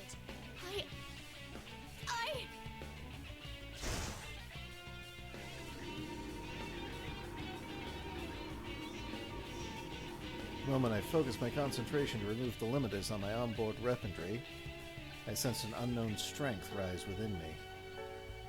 Directly afterwards, something that cannot be quantified fills my body and the surrounding area. Huh? What the? The pursuit vehicle suddenly stops. The research staff gets off, one after another, shocked. This reading! Is it on the verge of a persona reaction? Shit, it's awakened? Ah, damn it, why now? I mean, this is exactly the kind of situation you said would provoke a reaction. Dumbass. Well, at least this proves that mental stress is the key to activating a persona. Yeah, this guy gets it. Bunch of fucking jokers in this facility. Who cares about that right now? It's not fully awakened yet, but with it still unstable, we don't know what it's capable of. I'm intrigued by their statements. Persona? I knew that we had the means, but I was not aware of controlling anything. I don't know if it could be called a power, nor do I know how to use it, but I can tell that the others are afraid. Seize the opportunity and run towards the main gate. There's a slight possibility that I can reach the door without attracting any gunfire right now. I vault over the door with my legs and chain on. The moment I reach the gate, I launch my chain and arm toward the upper threshold of the door. But the moment the arm grabs the ledge, something emerges. A much greater power touches the door as well. Suddenly, the door crumbles like paper and a large hole forms on the upper half. Now it's done it! We need to hurry! If it's that strong already, we won't be able to stop it once its persona completely awakens! That's... persona. But I quickly regain my senses. I burst out of the facility and single-mindedly jump outside. My feet touch the ground of the outside world for the first time. They will most likely not let me escape. Fortunately, the door is badly damaged. It should take time before it can be opened enough for vehicles to pass through. Need to gain as much distance and time as possible, and then I realize I don't have a destination in mind. Who's the girl number 024 wish to see? Where can I go to meet her? Only clue I have is the idiosyncrasies of the girl's speech. I have learned that distinct speech patterns are often associated with specific regions. I should begin by traveling to where that style of speech is common. It's reckless, but I feel confident. At the least, I can get closer to the girl than I am now. Though my situation is dire and I'm under pursuit, internally, I'm cheerful. There's a bounce in my step. For some reason I can't remain calm. Alright, 6 scenes in, 2 hours, no fights. I mean, I was brushing it off earlier, but you know, it's really something else now. We've gone to something far greater than we've accomplished before. And Snowy's like smothering the camera now.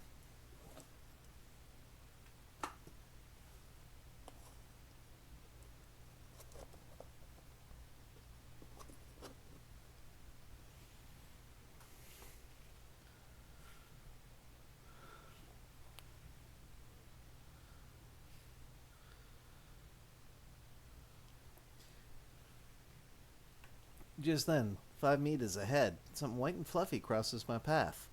It's Snowy. It notices me and approaches.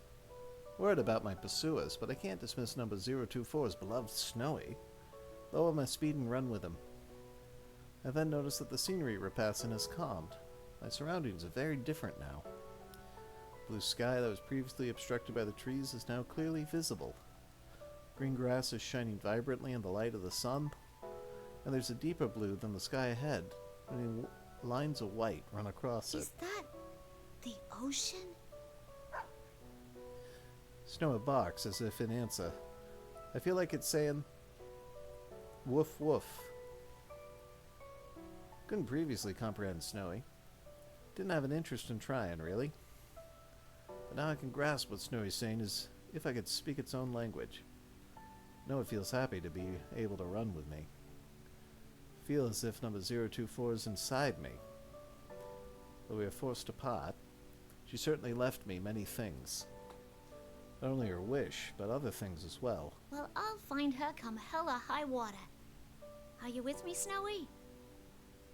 Snowy barks, energetically. I respond with thanks and a smile. Number 024 and Snowy are encouraging me. Though I don't have any clues, I'll find her. No matter what happens or how long it takes. Search my current location once more. Now that I'm further from the research facility, I can use my GPS to triangulate my position. On seeing the results, I cannot help but stop running. Snowy stops a little further ahead and then returns to me. My current location is Yakushima, within the Kagoshima Prefecture. It's a remote island far from shore. No. The island's perimeter is only 132 kilometers.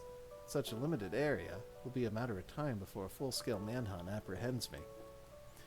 The research facility must have been built on an island in anticipation of such situations. Even if someone were to escape the facility, the island's geography would contain him. It's essentially a natural prison. I don't want to believe it, but my hope was meticulously strangled before it was born. However, I can't wait here to be captured. I begin running again. Though as expected from my position data map, I immediately reach the ocean. So, this is the ocean. Ha! It's so huge. I can't see anything out there at all. Look at the glistening surface of the ocean reflect the sun's light and ponder its beauty. I'm at a loss. Though I knew it would come to this, I could not stand idle. Despite this, my feelings sink.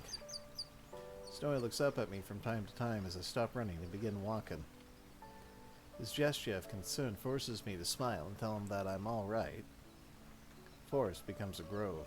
Trees grow sparser. The blue ocean and sandy soil leading up to it spread before my eyes. Check my map again. This is not an uninhabited island. There's a means for people to come and go. I doubt that I'd be able to use those methods freely without arousing any suspicion. Gaze at my own hand. It's completely unlike a human hand. It's like an object sculpted from metal. Well, that's a problem. What should I do? The question seems to stymie Snowy. Come on, don't give me that look. Ah, well. Maybe it's my fault for getting so frustrated. Sorry, Pooch. Just as I'm about to crouch and pat Snowy's head, Snowy moves as if avoiding me. Snowy? Snowy circles around behind me and growls toward the way we just came. Train my senses in that direction and sense presences in the distance. They may be keeping their distance on purpose. Since I have no firearms, they must understand that their effective range exceeds mine. Looks like they're coming. Amongst the human soldiers are a number of my sister units. Is it possible that I can convince them not to fight me? I dismiss the idea as hopeless. Though they may have awakened their ego after my escape, they'll be under the commander's control. Even if that's not the case, they may think that their orders are absolute, just as I once did. Knowing why they're here doesn't make it any easier to deal with them. Doesn't seem like they'll all attack at once. You must understand that I'm already at the ocean and I have nowhere to escape. Don't want to surrender, but I am frustrated by my powerlessness. To be caught like this, I have my own mission to accomplish. Gotta go see about a girl. The ocean sparkles. Periodic sound of water I once heard from afar echoes from it. As I gaze at the clear water while it ebbs and flows, a mysterious feeling rises in me. Wow. Look at that. It's beautiful. My opponents show no indication of moving. Step out onto the sand. After cataloging that sensation, I approach the pier stretching to the ocean. When I step onto it, the wooden planks creak. I can hear Snow... Righto, Dio. You show that laundry who's boss. I can hear Snowy's light tread behind me as well. Stand at the end of the pier and look out into the ocean. Wonder if she's beyond this ocean that seems to stretch forever. The girl number 024 wanted to meet. The girl that I wished to meet as well. This mother figure who loved us and wished for our happiness. While my thoughts turn to the girl whose face I don't know, I decide to preserve the ocean's beauty in my memory. After all, maybe the last time I'll be able to see the ocean as myself. The odds are high that when I am restrained and return to the facility, my memories will be wiped. I'm scared. I'm frustrated. I don't want to be erased. But I don't think all my hopes are lost yet. This may be the end of me. But just as I inherited the memories of number 024 and the other units, my memories will surely endure into the next generation. So I'll keep these feelings, along with a beautiful ocean scene deep within the origin of my heart. There it cannot be erased or tampered with. The blue sky and ocean. The shining sun and glittering water. And the gentle breeze and calm sound of the waves. Scenery from this pier is so stunning that it's unimaginable from inside the research facility. Glad that the last place I see is so beautiful. With the ocean before me, speak to any future sisters that I have yet to meet. Might be called a type of prayer. To all the ones I'll never meet, but will receive my memories. My emotions race ahead of my thoughts. Can't find the right words to say. There's so much I want to say to you that I don't know where to start. Close my eyes again and calm my heart. To my descendants, whom I will probably never meet. If you ever find someone precious to you, as I did with number 024, and wish to meet them, may you meet them here. May you go beyond this pier to the places I could not. I just pray from the bottom of my heart that everyone can find happiness. As long as that happens, I don't mind if I... Even though my wish may not come true, I'm still satisfied if I can entrust it to someone I believe in. Number 024 said something along those lines. Could this be it? Snowy rubs against my leg. Is he warning me to be cautious of my pursuers, who have arrived and are coming closer? Or does he only want me to pet him? I mean, I think we know the answer to that. I inspect him closely and realize that it's the latter. He must be worried. Crouch down and scratch Snowy's head. Hey, Snowy. You think this is what it means to feel alive? Snowy looks at me while wagging his tail. I pick up Snowy and gently hug it. Snowy shows no sign of resistance and allows me to do so. My pursuers are closing in now, but I will not run anymore. It's true that I'm still frustrated, but it's strange, also satisfied. Snowy licks my cheek. Thanks. I'll be okay now. Things are about to get hairy, so you should hurry and get out of here. I let Snowy go, but it does not leave me. Oh, come on. If you don't go, it'll make things hard on me. Okay? Snowy looks at my face for a while. Eventually, it drops its head and walks off. Snowy looks back several times. Eventually, he disappears into the tall grass. My relief is cut short by 5 armed humans pointing their guns at me. I have no intention of resisting. I smile at them. Though it was only for a short while, I lived. Felt the happiness of passing down my wish. It was only for a short period of time, but I may have granted the wish of the girl, who is our mother. I allow myself to be restrained without resistance. You take me back to the laboratory. I was so absorbed in my escape attempt that I did not notice the severe damage I inflicted upon the facility. It seems that the delicate machinery used to tamper with my memories is in no condition to be used. Damn it! Look at this mess! Going after humans? Oh, I bet the girl they used as a template for this model was a snotty brat too!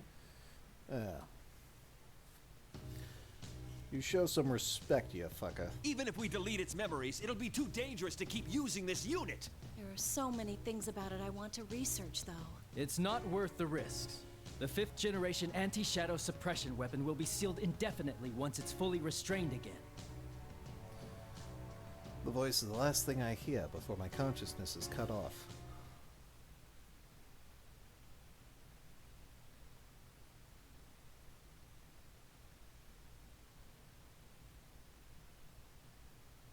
Huh? My consciousness should have been shut down, but I have awakened. This place. It's that ocean. I'm on that pier. Blue sky and ocean. Shining shun and glittering water. And that gentle breeze and calm sound of the waves.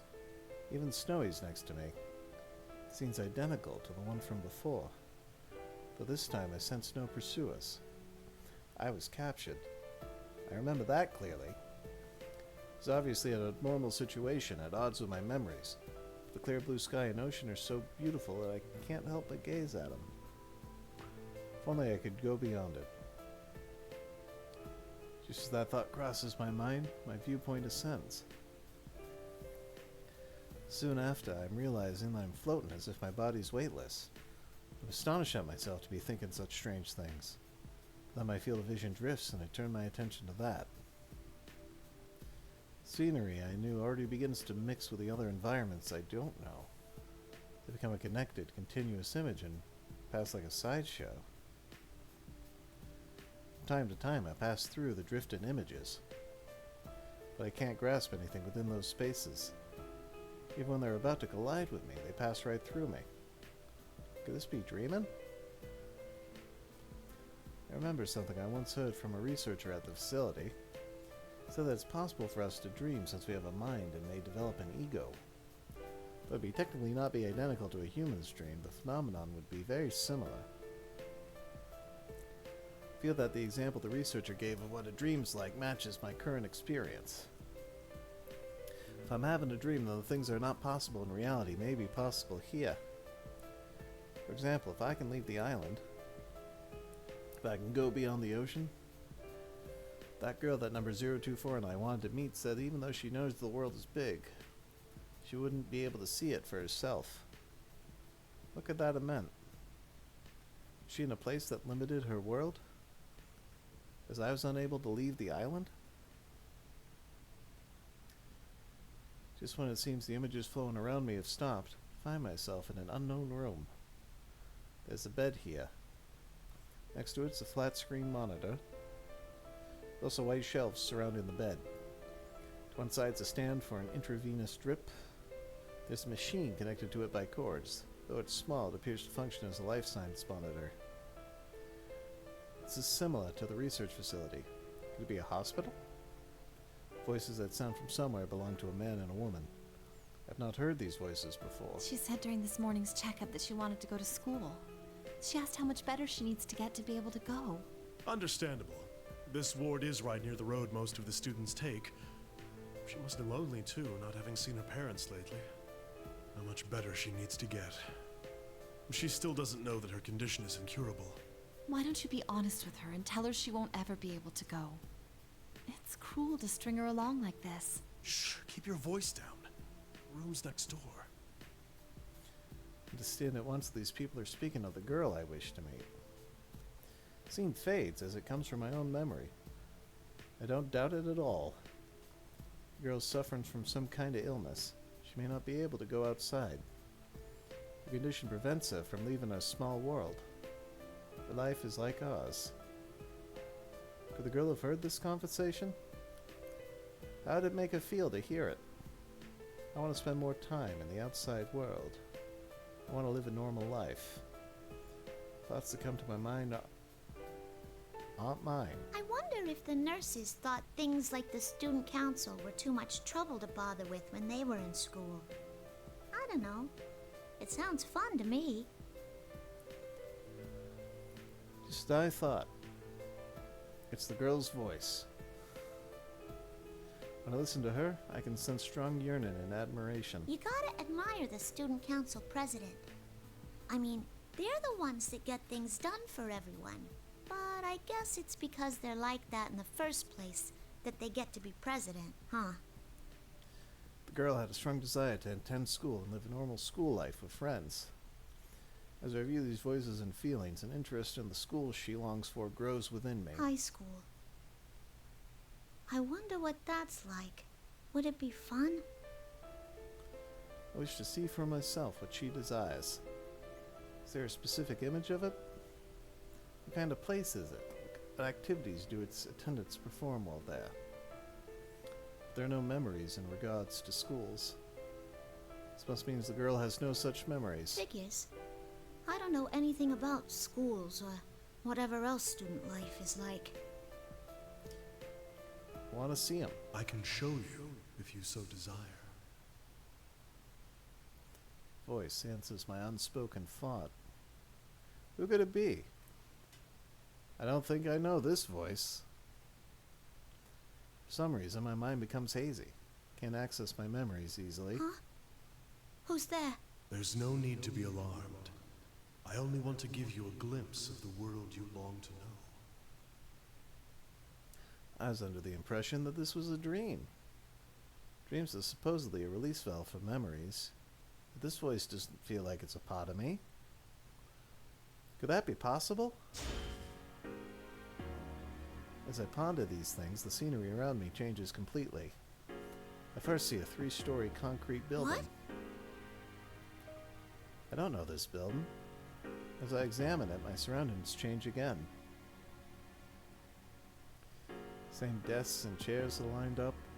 In front of me is a dark green rectangular board on the wall. Is this a school?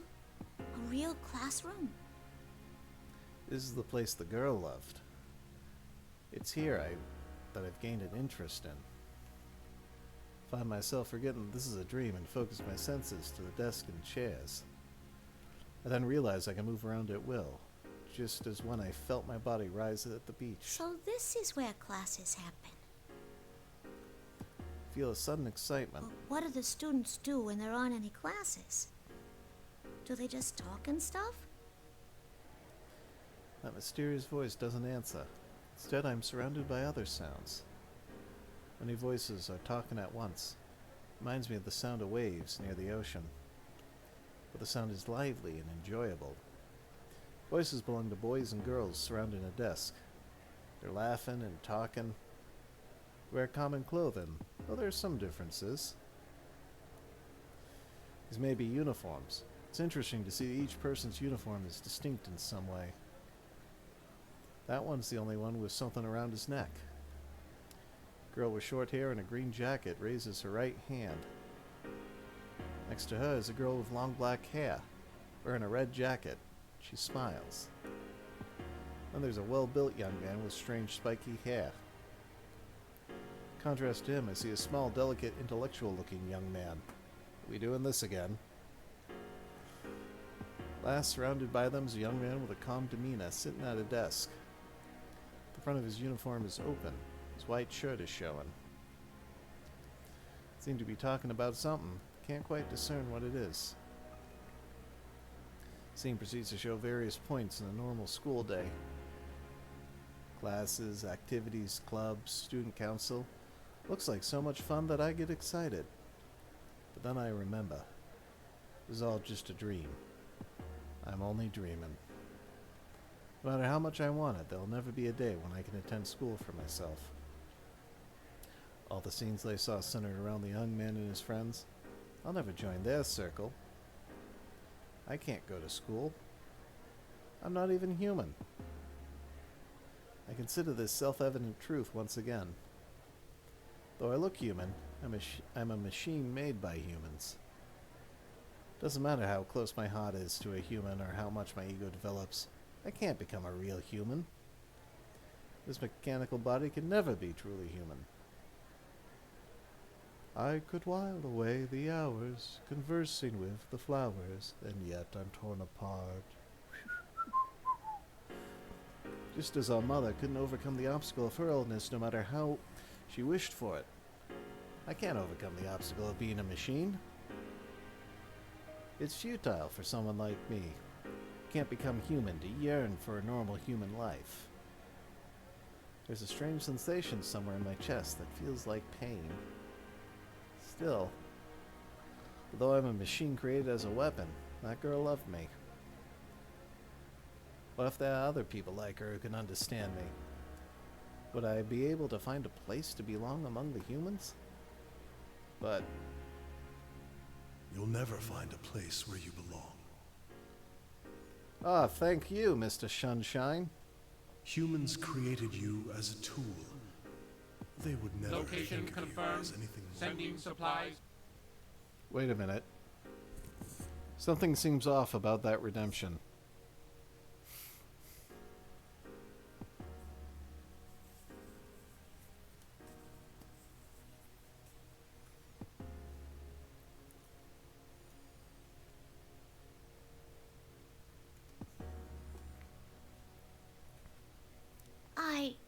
Everyone, to a man, lives by averting their eyes from something inside. Location confirmed. Sending supplies. Oh, hey, Goblin, thank you for the Kit Kat. Yes, Dio, she must.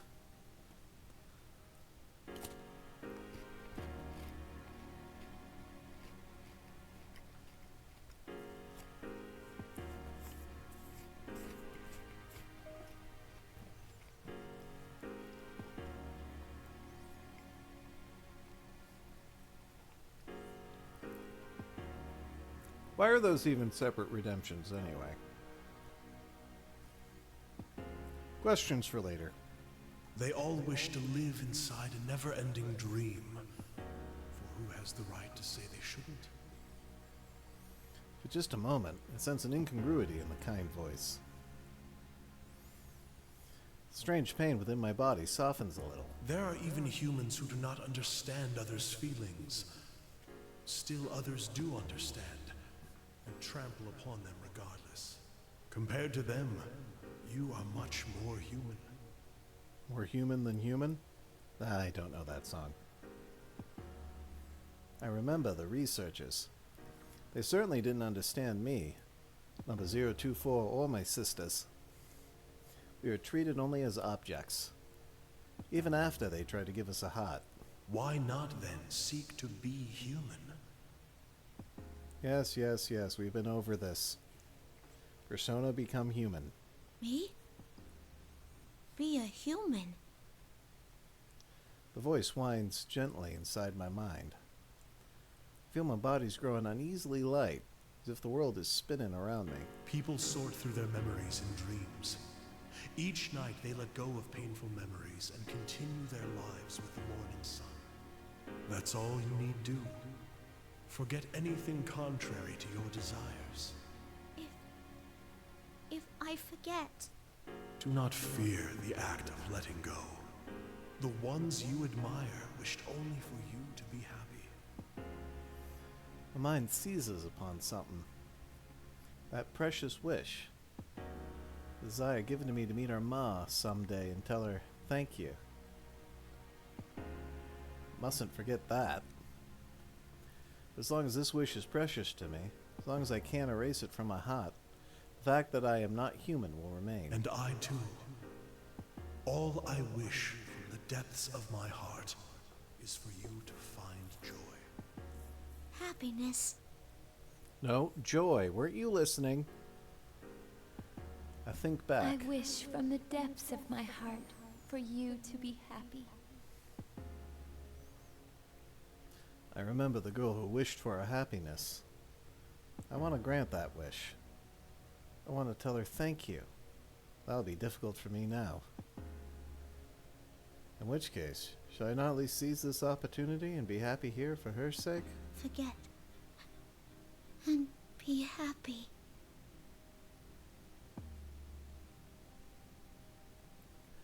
My vision goes dark. Sounds I heard fade away. Feel as if I'm fallen. Everything is now in readiness. Like, you couldn't just say ready.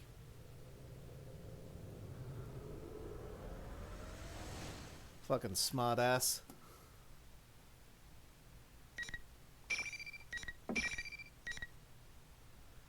Sorry, was ready not enough syllables for you? You gotta flaunt that big old brain in front of everybody?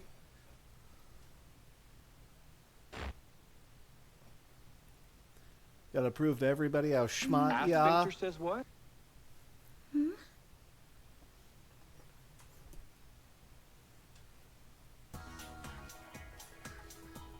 When I open my eyes, I'm staring at a wood grain board. It's the surface of a desk. I quickly raise my head. Looks like I fell asleep in class. My sleeve was pressed against my forehead while I was asleep, and the texture left a mark. Oh man, I hope no one sees this.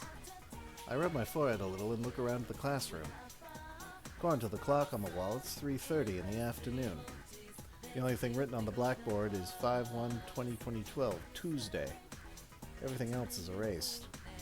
I stretch out my arms. I feel a little tired, but I gotta stay focused. After all, I just got elected student council president in the elections a couple of days ago. I have to keep in touch with what the people who voted with me want in a leader.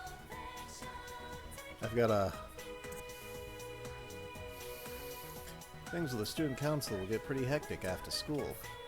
I should hurry to the student council room. Stand up and open the door in the back of the class.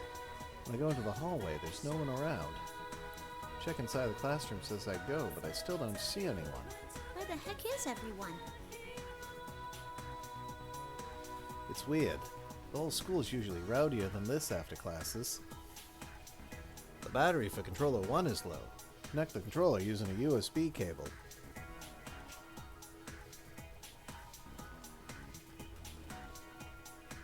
And recharge the battery. I should hear people talking and laughing in the classrooms, teachers yelling at them to quiet down.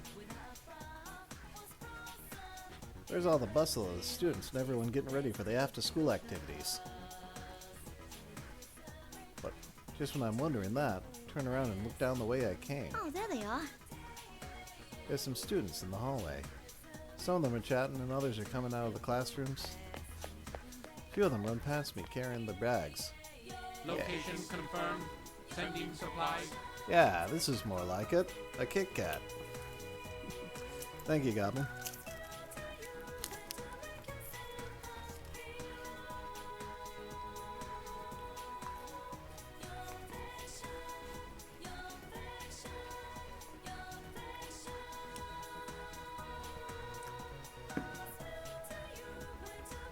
You missed it earlier. Dio got in on the Kit Kat fun.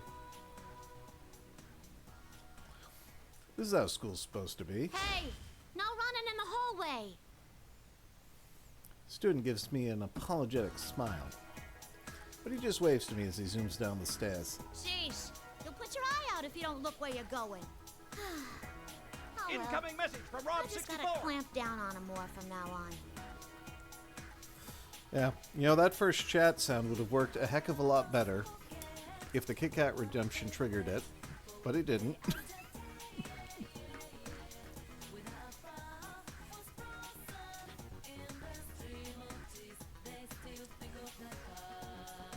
Put my hands on my hips and sigh. Hey there, Miss President. Are you off to the student council room? Have fun! You're always so excited about that. Bye, Miss President. See you next Monday. Everyone walking down the hallway talks to me. I wave back to them. I've always had a lot of friends and people who knew me, but ever since I got elected student council president, all the students seem to know who I am. The job comes with a lot of pressure, but I know I'm up to it. It's going to be busier than ever around school now. Did have my doubts, but in the end, I'm glad I ran for student council president. Yeah, I did the right thing. Whoa, that's a bit much, Snowy. I head to the student council room.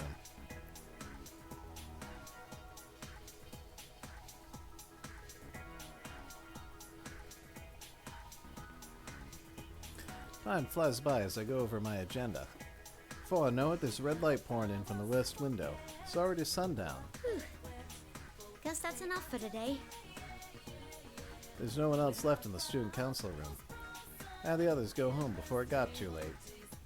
When I said that if they pushed themselves too much at the start, they'd burn out quick, they just laughed and said, "The same goes for you, buddy." Leave the student council room and lock it up. As I go down the hall to return the key, I see a strange woman at the far end of the hallway. She's not wearing our school's uniform. She's got an odd hat, some gloves, and a one-piece dress. They're all the same deep blue color. Underneath one arm is an odd-looking book. I can't see her face with her back towards me, but her short straight hair draws my attention. Hair's radiant silver, like if pearls were stretched out into the strands. Who in the world is that? Maybe it's the clothes, but she gives off the strong presence. I get a little uneasy looking at the troublemaker.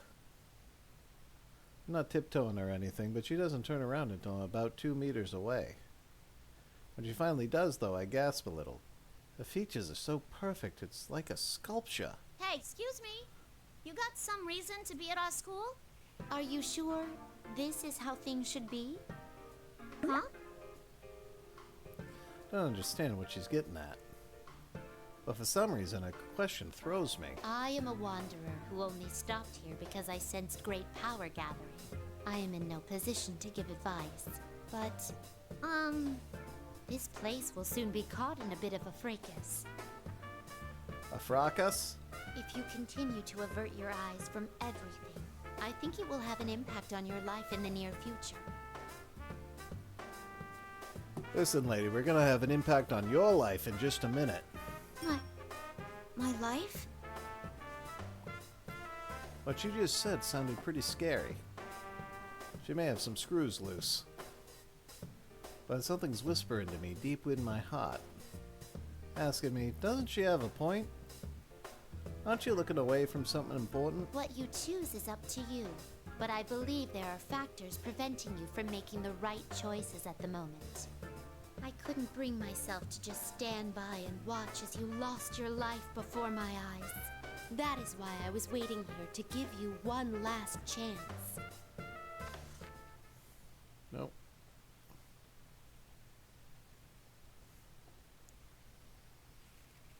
Lady opens the thick book she's holding.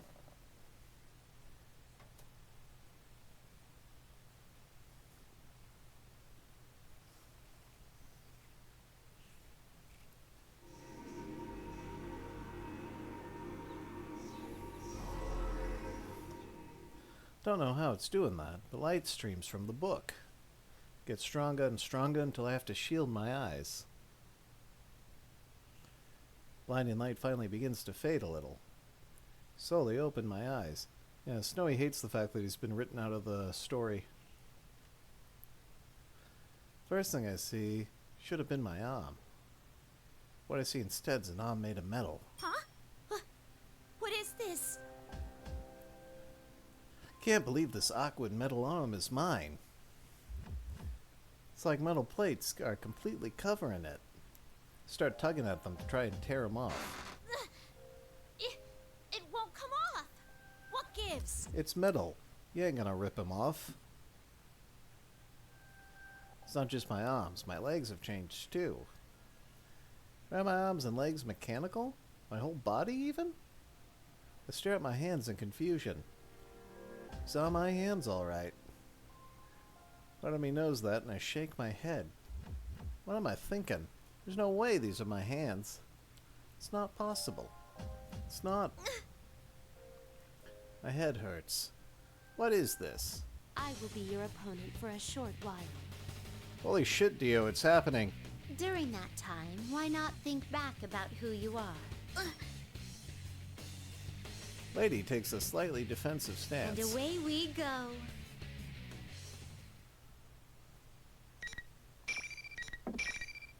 Eight's the magic number, Dio.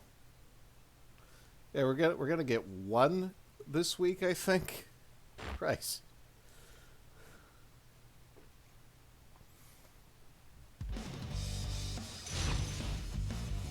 Well, I like how she has activation instead of date of birth. If I was paying attention, I probably would have seen that on Aegis. Hey, get back here, you little... I got an axe to grind here.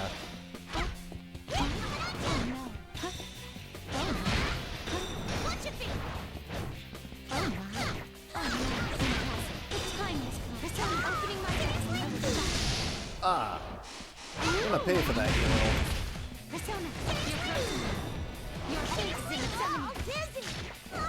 Hey, no fair. I don't got no persona.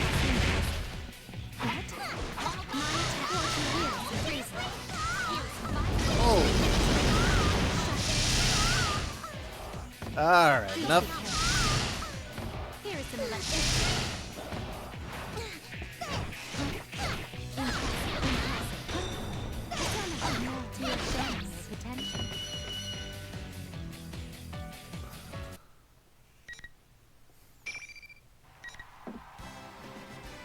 Deserving.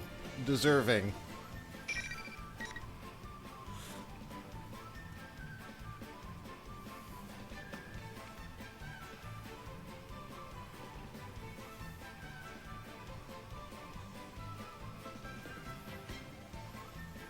Like, Elizabeth could have just cheesed me right to hell, and I wouldn't be able to do a thing about it.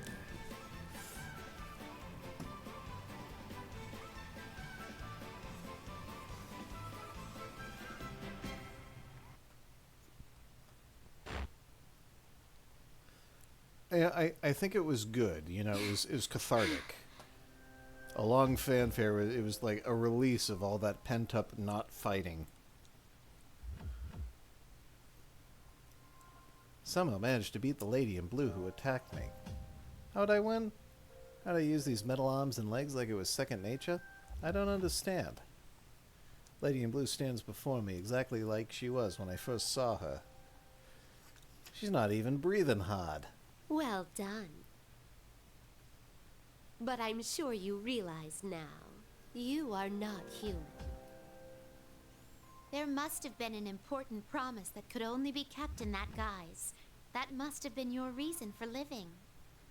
Whether it's worth losing that or not, I ask that you give it serious thought. An important promise. My reason for living? I repeat that to myself. Seems important somehow. Now, it seems the tumult of trials is about to begin. Oh yeah, well people like us know how to survive. In which case, I bid you good luck. The thick book in the hand closes with a loud Location thud. confirmed. Sending supplies. more Kit Kat.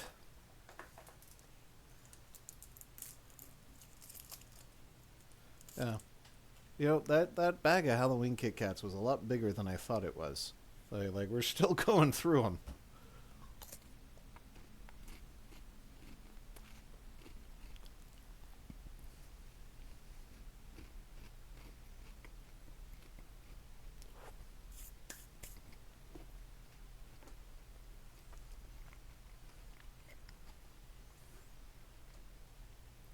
Mr. Kit Kat, what are you doing?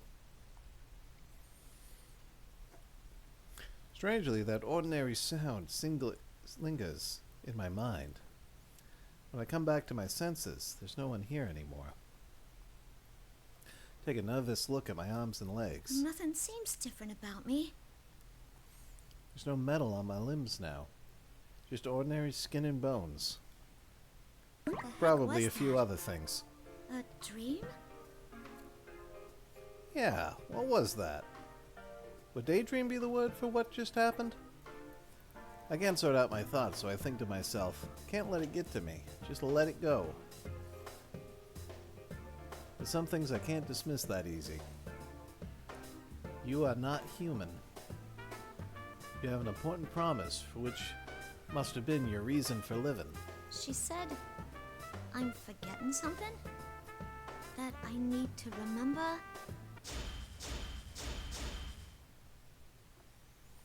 My head's hurting again.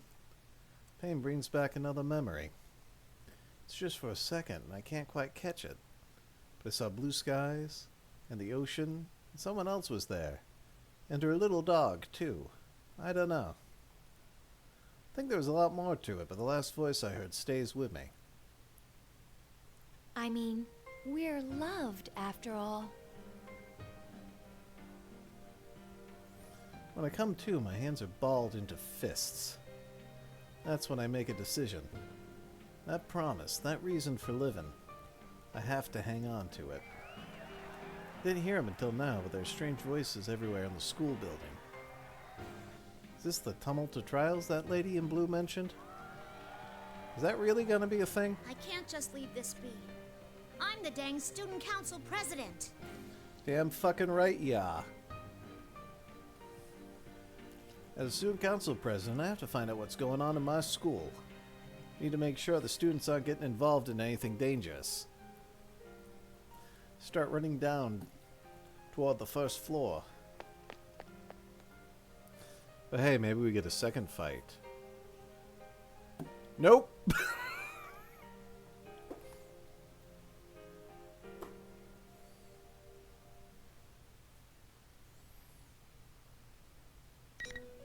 Welcome to the Velvet Room. This place exists between dream and reality, mind and matter. Now then. Alright, you. I wish you good luck. You're up. Oh wait, actually, hang on a second. Let's go back to the character select. We've got a Fastaway. Welcome to the Velvet Room. This place exists between dream and reality. Very well.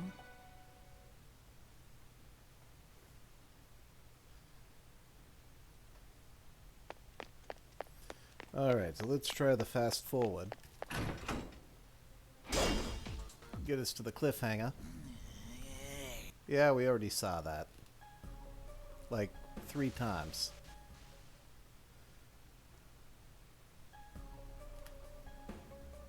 You're lying. This isn't real. I'm not a machine. You're not me! Ah, you said the magic words, you stupid shit. She's denied the truth of the Shadow's creation. With this, the Shadow's face twists with an evil rapture. Finally!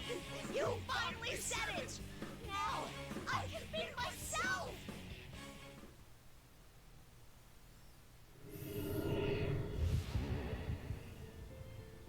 Yes! The power! Power.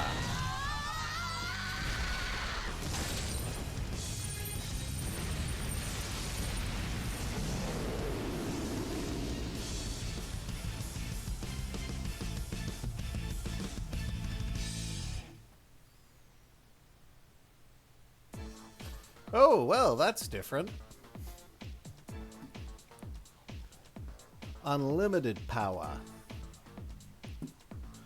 I'd hope I could save her before it got to this point. That might have been impossible anyway. It's difficult enough to confront the truth, and in her case, it was accompanied by revealing the true form she'd been so desperate to hide. She's a machine. She was forced to perform painful acts that most likely no one could ever comprehend. The truth she was avoiding wasn't just part of her personality, but her actual body itself. I can't imagine the shock she's experiencing. And now that the reality she built for herself has crumbled, I want to help her. She may be a machine, but she has a heart. Labrys has denied her past in which she was forced to fight and kill her friends, and her pain comes out in a long echoing scream.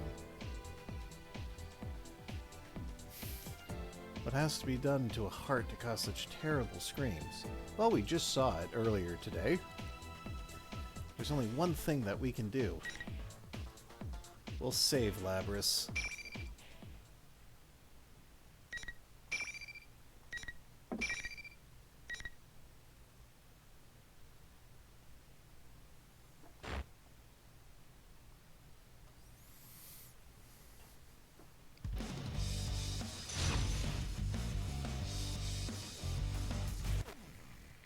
Ba-ba-ba-ba-ba. Final.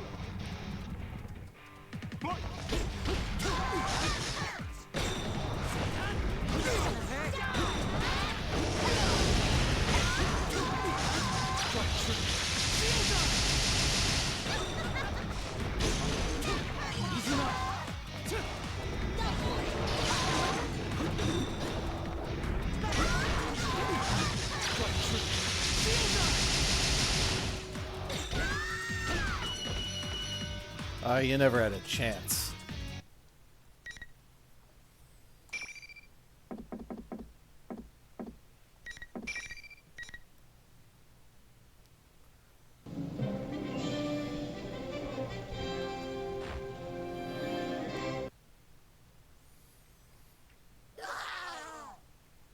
Oh, please. I've taken down gods. You think you had a chance? The power that Labrys' shadow had gathered dissipates. It's over. All that's left is for Labrys to accept the darkness within her.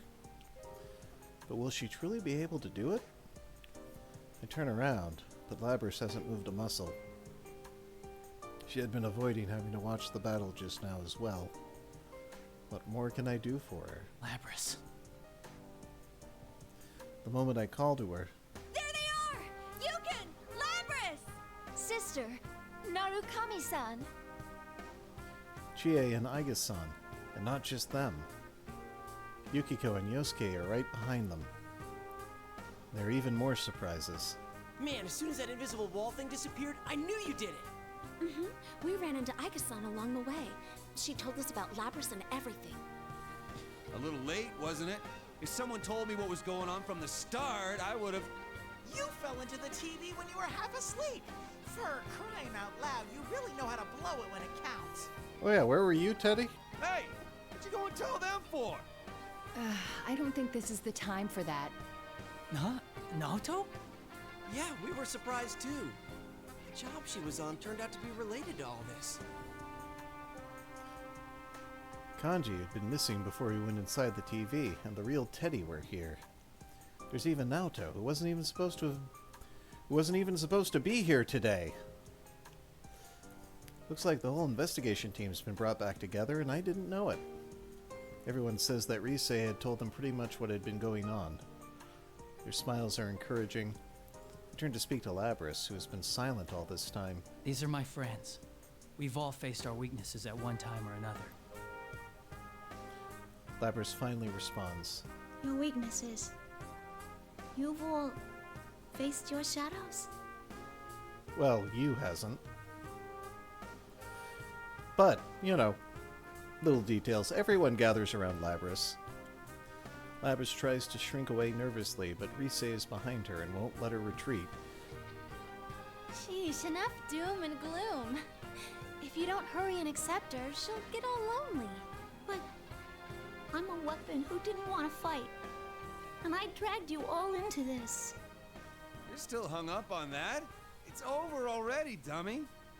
Your jumping skills were amazing, but you're surprisingly sensitive, aren't you? What does that have to do with her jumping skills? You're really cute, Labby-chan. You're so meta-luring. Are you all listening to me? Labrys needs to face her shadow now, and... This was going well at first, but now everyone's talking about different things and we're completely off topic. Of course, that's not unusual of all of us.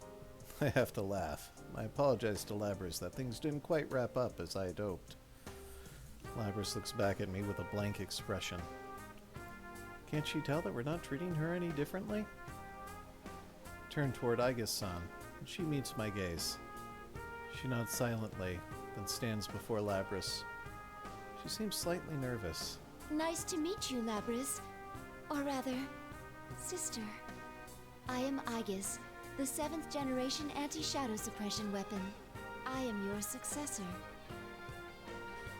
Labrys jerks up and looks at Aigis-san. At the same instant, Yukiko gasps in surprise. What? Excuse me, but you're... I mean, are you also... Did you not notice, Yukiko? Yes. I, too, am a robot. It just occurred to you now? I'm with Chie here. Weren't you with her all this time, Yukiko? How could you not notice something like that? That is so like you. Once again, everyone looks toward Aigis-san and Labrys, the non-human sisters. Now that I see them standing together, there is something like a family resemblance. Maybe I've been wrong this whole time.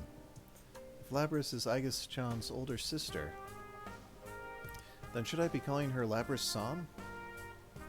Well, I guess that doesn't matter. My mission to retrieve you has brought me here. My colleagues are waiting for you.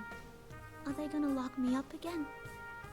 Well, considering all I did, of course they will. Labrys' expression darkens. I hadn't thought about it, but if Labrys and Aigis-san are treated as weapons, it's no surprise there'd be measures to keep them in check. But Labrys shouldn't have to just accept it. If she truly is going to be locked up, I'll make up my mind and wait for what Aigis-san has to say next. But she smiles. We can discuss that later. Right now, there is an important task you must carry out. I gotta do this, huh? Aigis-san quietly points at the shadow that has remained still while we've been talking. Labrys looks at the shadow and then turns away, cast her gaze down at the ground again. I see. So now I'm going to have to act. It's okay. We're all right here with you. I indicate my friends that have gathered around her. I had been forced to fight against my friends, just as Labrys had in the past. But I've been able to endure the suffering that Labrys had not. Of course, I hadn't been forced to fight to the death. But the biggest difference between Labrys and me is that I wasn't alone. What if I had been alone in this place? What if everyone else had forgotten about me, and I had to fight all alone? Just the thought of that hurt. Labrys had been forced to endure that pain. She must have thought that there was no escaping it. But she'll be alright now. We're not going to reject her. Doesn't matter if she's a machine. She's not alone anymore. Yeah. Labrys slowly looks around at all the faces, searching each one for confirmation. Finally, she turns back to me and nods. Labrys then walks over to face her shadow. When she walks, she no longer seems to be bound by her fear. She then looks down at herself.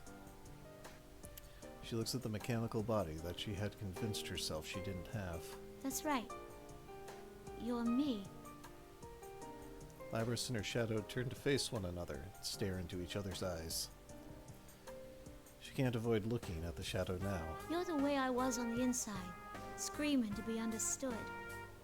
The pain wanting to be known. You're all I couldn't say. You were always inside me. You're me. A machine with a heart.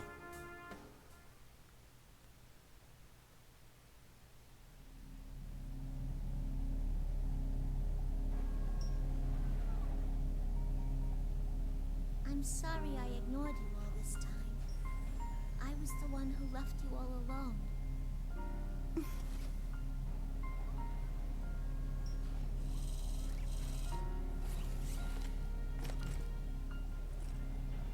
No, you are me, after all.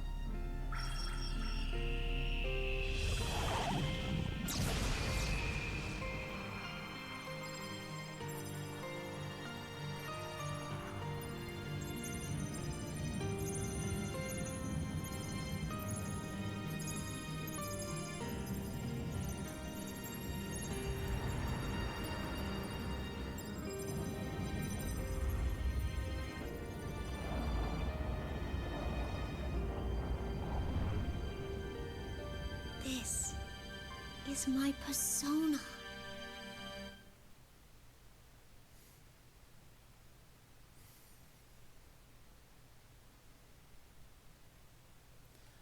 Labrys accepted the existence of her shadow and obtained a persona. It's finally over. Right.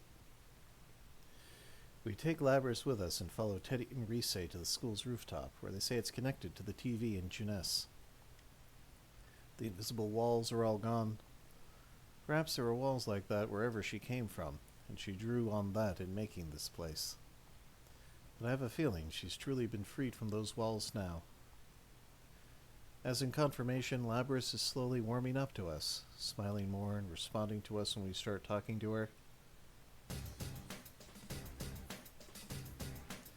When we reach the rooftop, we're surprised to see that the TV world has regained the studio-like appearance that we were accustomed to. However, there are two unfamiliar faces waiting for us. Mitsuru-san! Akihiko-san! These people have overwhelmingly intense presences, but thankfully they don't seem to be enemies. The moment we see them, we tense up, but after Aiga-san calls out in recognition, we learn that they are her friends. I'm Mitsuru Kirijo, Labrys' handler. The bodysuit like something out of a movie with a fur coat on top. It's a look that doesn't really work. But her name immediately reminds me of something. The Kirijo group. And if she has the same name, she must be quite an influential person in it. The research organization that developed Labrys and Aiga-san must belong to her. I'm Akihiko Sanada. Sorry for all this trouble. The man with the red cape appears to be quite comfortable with Mitsuru-san and Aiga-san. He must have been helping them fight shadows for some time. Is there some reason people on shadow extermination squads have to dress like crazy people? So, what's going to happen to Labrys now? Before we fully introduced each other, Yosuke asked Mitsuru-san what I've been wondering myself. I know all of us must have been worried about this, but I was waiting for a good moment to bring that up. Even Yosuke seems to have realized how out of line his question is, and he shrinks back sheepishly as if regretting having asked the question. I know why Yosuke's worried, but why does he keep stepping on landmines like this? Well, if he's already stepped on it, we may as well wait for the smoke to clear and see if there's any answer. Well, you deserve to know. We were thinking of sealing her away again. They were thinking? Did something change their minds? Mitsuru-san turns to Labrys. There's a smile on her face. But is she smiling for the reason we hope she is? But our report from Aigus says that thanks to you, Labrys has acquired a persona. She's hardly a rogue test unit anymore. Besides, she has a heart. We would never treat anyone with a heart so poorly. Yeah, we did it!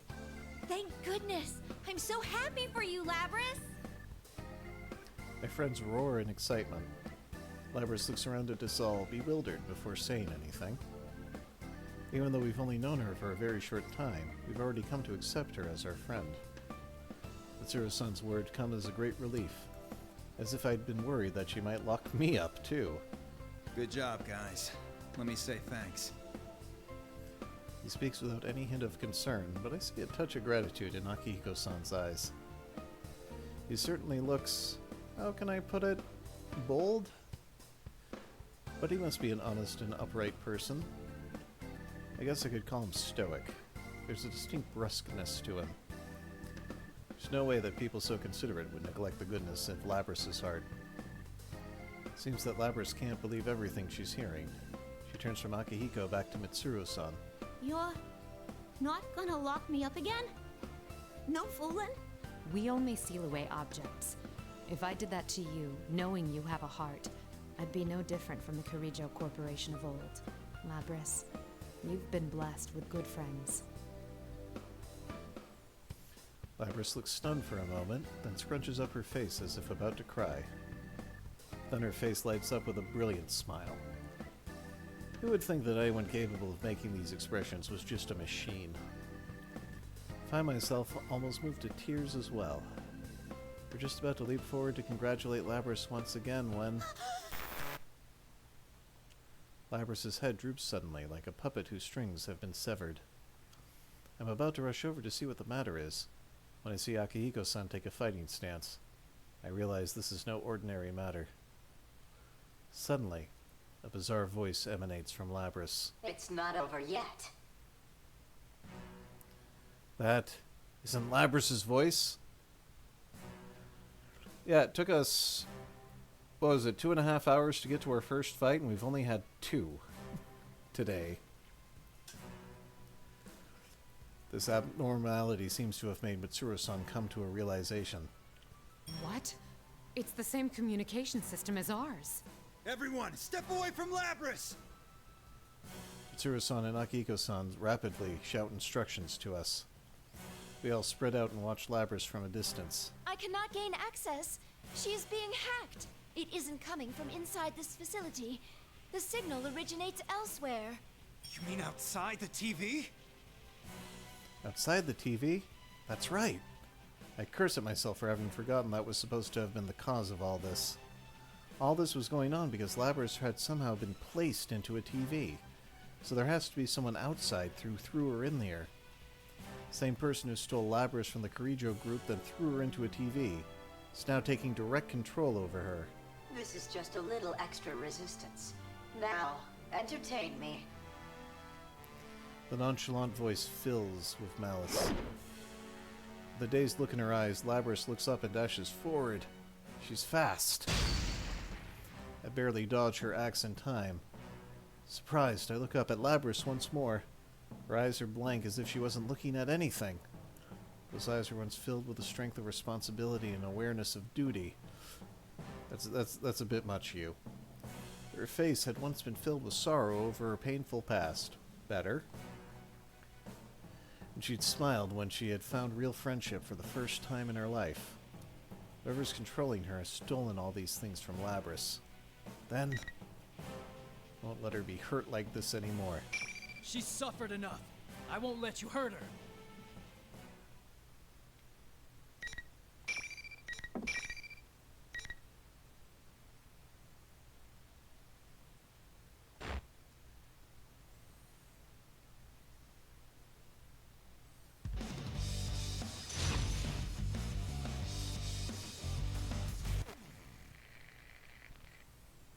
Final. Fight.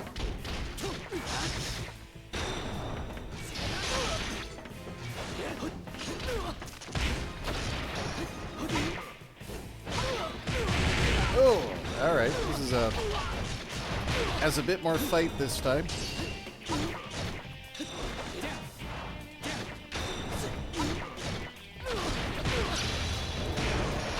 Ah, wow, wow, wow, wow, wow. Ah, wow, wow, wow, wow.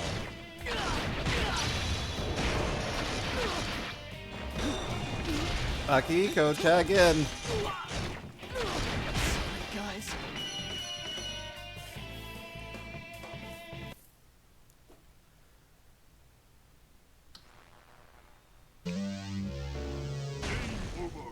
Hey, it's my first L. We almost made it. Welcome to the Velvet Room. This place exists between dreams. I wish you good luck. Oh, goodness. Just going to get my ass handed to me again, I fear.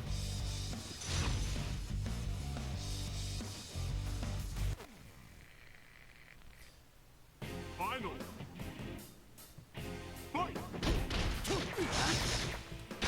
Persona!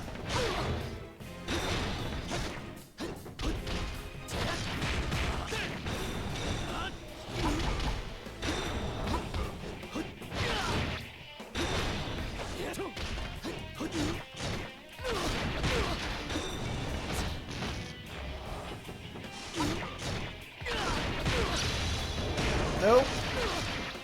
Not enough.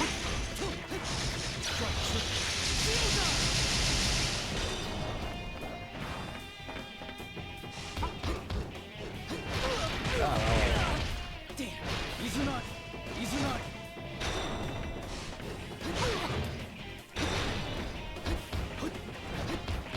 Stop jumping.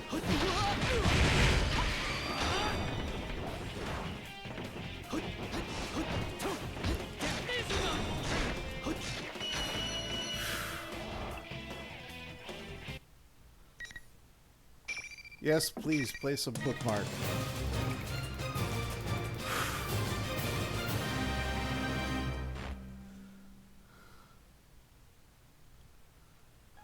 My, she was quite easily defeated.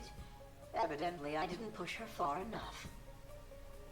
Well, she is a test unit, so this is as far as my little game goes. Labrys has stopped moving. The only sound is the smug voice that continues to come from her. Those heartless words cause anger to boil up within me. Who are you? Why are you toying with people's emotions like this? Labrys isn't a tool. If you want to fight, then come out and fight! You're quite passionate. You, Narukami, was it? This person, whoever he is, knows about me? Then maybe it isn't a coincidence that we were dragged into this. This revelation shakes all of us. Labrys's shadow was only the mastermind of the tournament. I see now. You're the true culprit behind the whole thing. Indeed. It was I who stole Labrys away. Since I don't have a persona and can't enter a TV, I needed a puppet that could run amok for me. It was I who allowed the Alliance to find the plans. Labrys's persona was only partially awakened, so I had a feeling her shadow would appear if she underwent a little suffering. You got the better of me this time. You deserve to know at least that much. Enough is enough. I've never been so irritated knowing that I can't do anything to whoever's controlling Labrys. This time. So your scheme hasn't ended. Well then, everyone, until we meet again. That's tomorrow, isn't it? The communication cuts off abruptly without answering me. Labrys immediately slumps to her knees.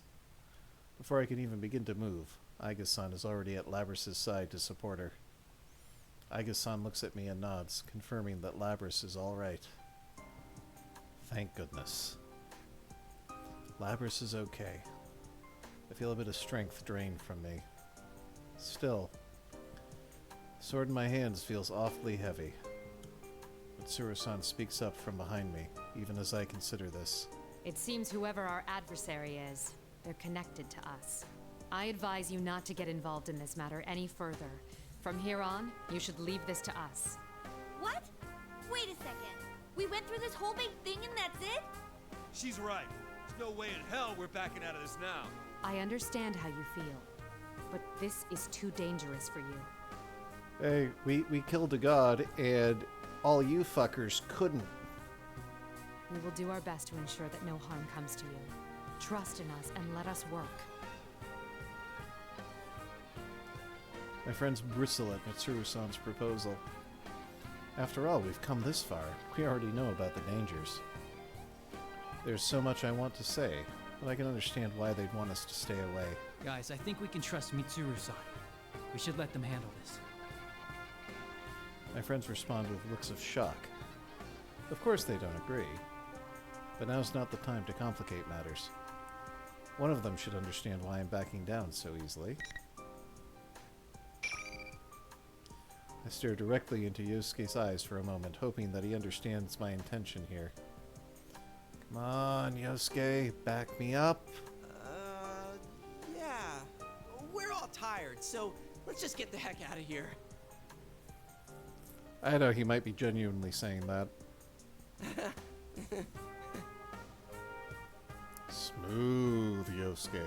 Oh well. I sneak a glance toward Mitsuru-san and the others to see if they've picked up on this, but none of them appear to have noticed. Maybe they're just pretending not to notice. Well, in any case, it means we've been let go for now. Sigh with relief before urging everyone into the exit TV. When I return to the real world, exhaustion from the events of the day catch up to me. More tired than I expected. Then again, I had been fighting all this time. Can't be helped. Everyone else seems tired too, so we decide to go our separate ways for the day. Still, everyone is safe, Labrys included. It'll be a while before this case is completely closed, but I think we can assume the disturbance has been settled for now. Worry about the mastermind that had taken control of Labrys, but I need to rest for now. When I get back home, Nanako greets me with a bright smile. The moment I see that, all of the exhaustion of the day hits me, along with a profound sense of relief. Can't keep myself from staggering. Nanako and my uncle were worried a bit by that, but that doesn't bother me at all. There was something I wanted to do in my room, but I hadn't even been in my room for an hour when my awareness melts into the darkness.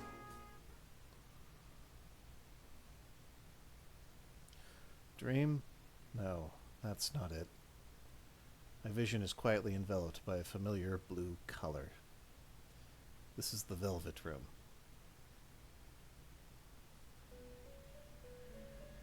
The actions you took, the way you withstood this trial, it truly shook me to my core. You have bested the misfortunes dealt to you and learned an important lesson. Margaret is smiling more than usual, and appears to be blushing slightly as well. I only did what came naturally to me, but you must have discovered something more than that. The path that leads past the door we've opened, the door to the future. I don't know what it is for sure, but I have a good idea that we've taken our first steps on it. I nod in understanding, and Margaret continues. Now, I have a personal matter to discuss with you, not as a resident of this room, the one with malicious intent who struck at you today. This malice has not faded or subsided in the least. I'm worried about you. It may be that fate will deal you a third trial. Do you have the resolve to face it? Bring it on. You are strong. I will never cease to find you intriguing. It seems my fears were groundless. I'm already anticipating our next meeting. Yes, just bring my personas next time, would you please? Until then, farewell. Margaret smiles once more, and my vision begins to fade. The dream is ending. I fall into a deep sleep.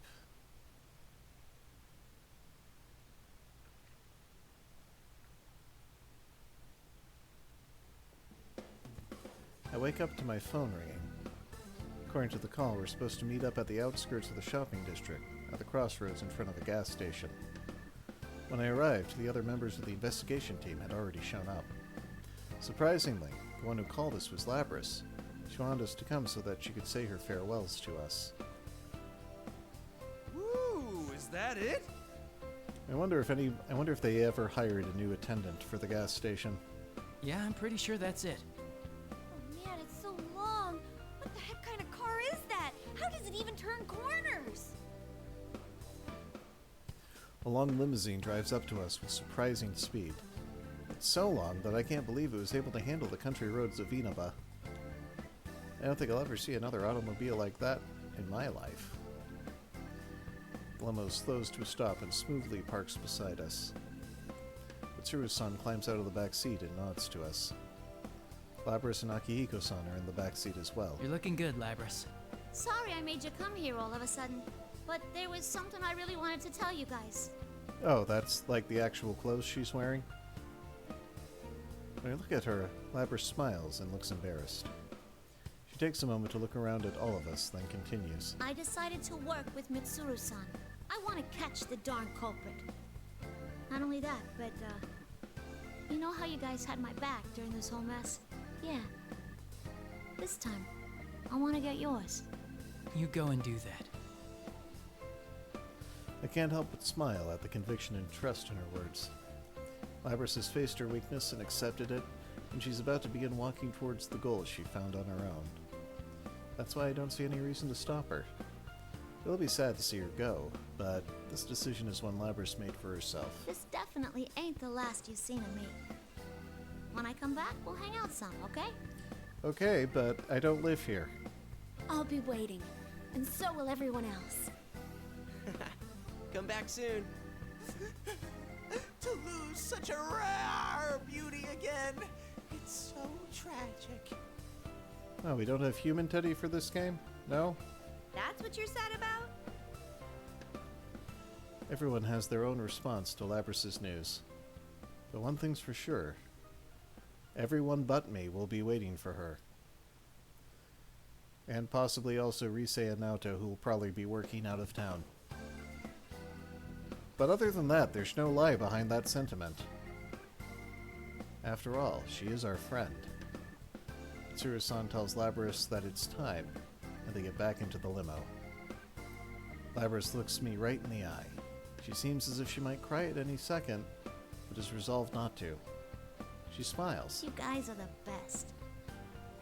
I'm glad it was you who were there when I woke up. Well, see ya.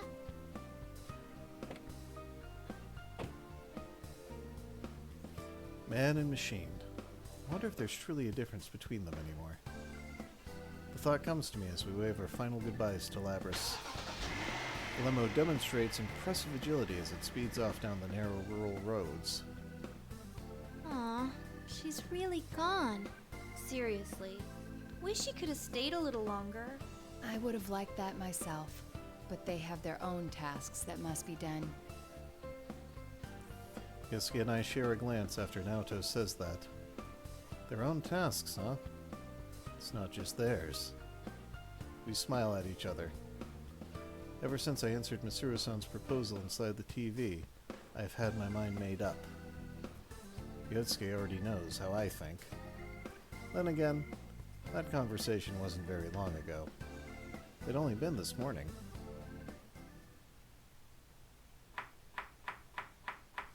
I don't know how she found my number, but after Labrys' phone call earlier, I decided to cook breakfast for Nanako and my uncle. Nanako hears me making noise in the kitchen and stands next to me, excited. I'll help too. I panic for a moment when Nanako reaches for the other cutting board and a knife. I consider stopping her, then decide not to. If you're gonna use the knife, be careful, okay? Make sure you don't cut yourself. Uh-huh. I'm always careful when I cook with you. Nanako picks up a cucumber from the counter and begins slicing it diagonally. Her skills are still clumsy and unsteady. But all I can do is caution her about how to hold the knife, and then I watch her work without intervening. She doesn't have to become a master all at once. All it takes is constant progress, little by little. Same can be said for me or anybody. Even though things may hurt us, and we may want to give up, we just have to keep trying as many times as it takes until we see our goals through. Instead of nothing changing, I wish to see everything changing, along with myself. Oops, sorry, Nanako. Could you put the knife down for a second? Okay.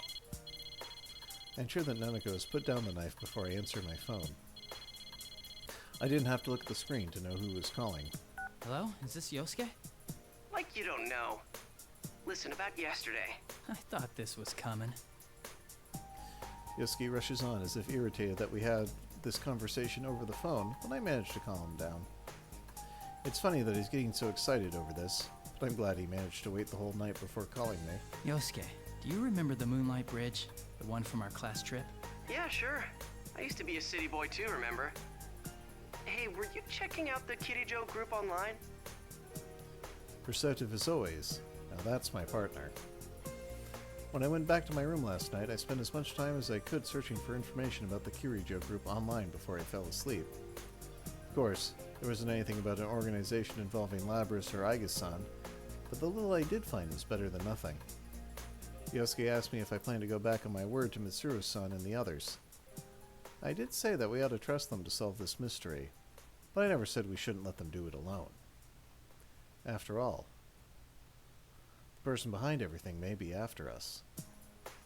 On top of that, they were using others in horrific ways. You can't back down from this, right? Now you're talking, partner.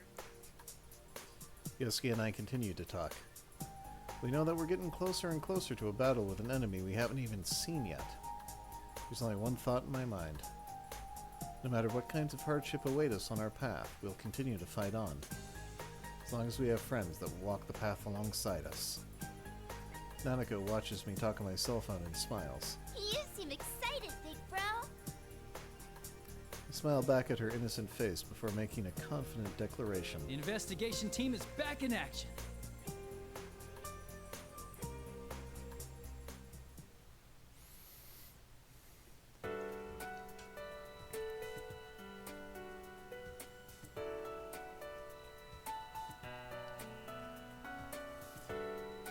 And at long last, credits.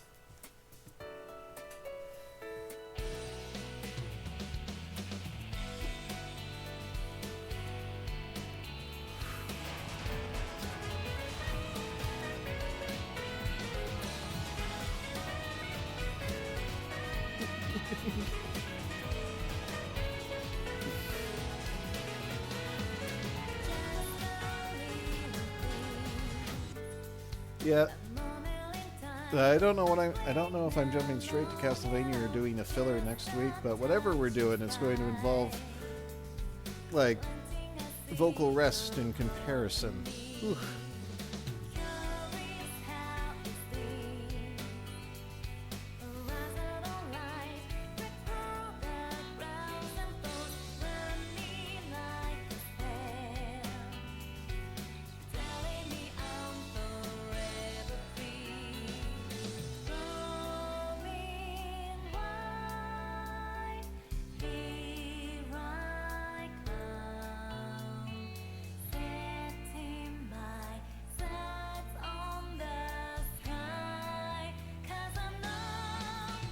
No, famous indie developers Atlas couldn't spring for the extra design.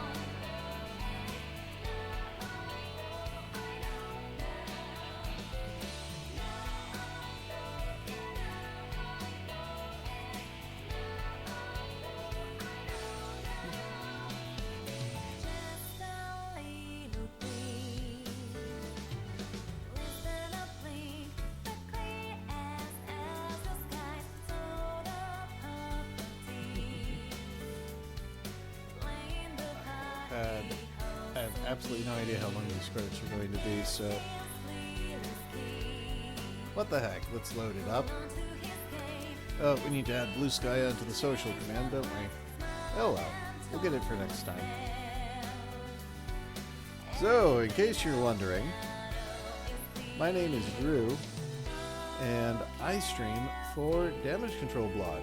Damage Control Blog is a variety channel, which means a variety of games and a variety of streamers. Now, next week, I believe we are not having a Sunday stream, but we might have a Saturday stream to make up for it.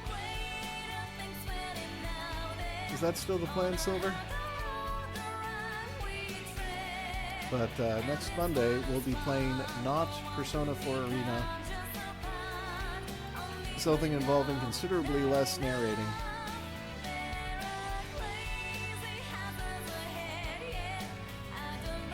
And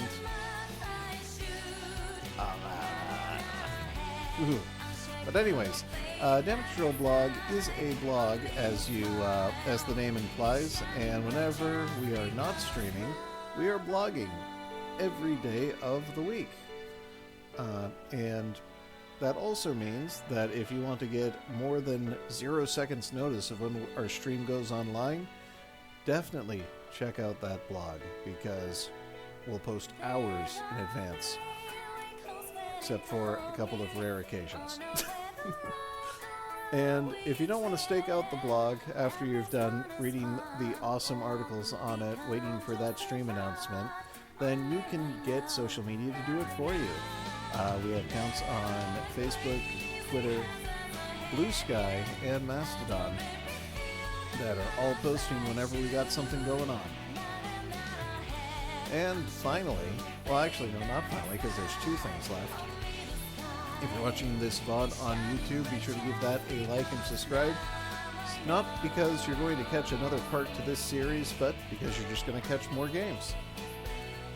And of course, if you like talking about the things we blog about, which includes everything on the pop media spectrum, we talk about movies and TV and anime and video games and Kit Kats more often than you would expect, then you can hop in on our Discord and either just hang on for dear life or go right on ahead and start chatting us up. And the music suggests we're getting close to the end of the credits, so does anybody have a raid suggestion?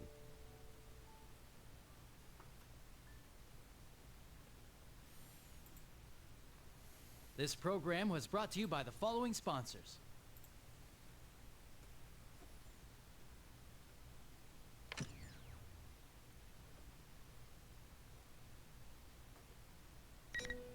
Welcome to the Velvet Room.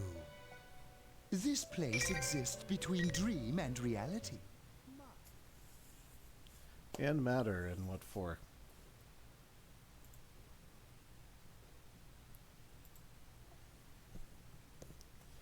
Nobody's got a pick? Well, let's see who I've got on.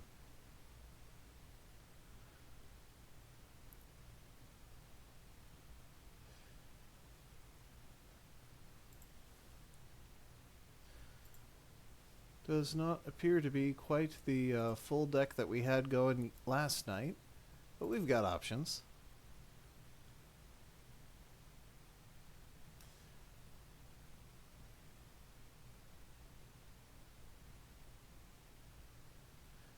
Let's see, Justa is doing some Chrono Cross. That might be fun. Have we rated Justa recently? I don't remember seeing them being online on Monday nights, or maybe it's just because I'm here early.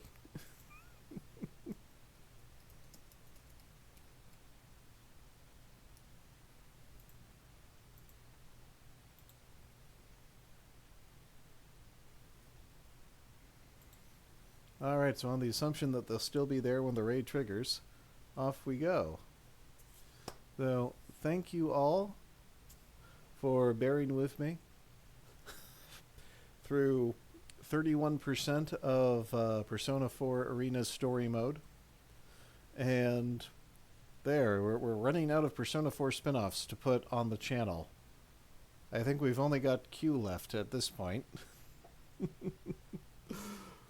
But anyway, thank you all for coming in and watching and having fun with us.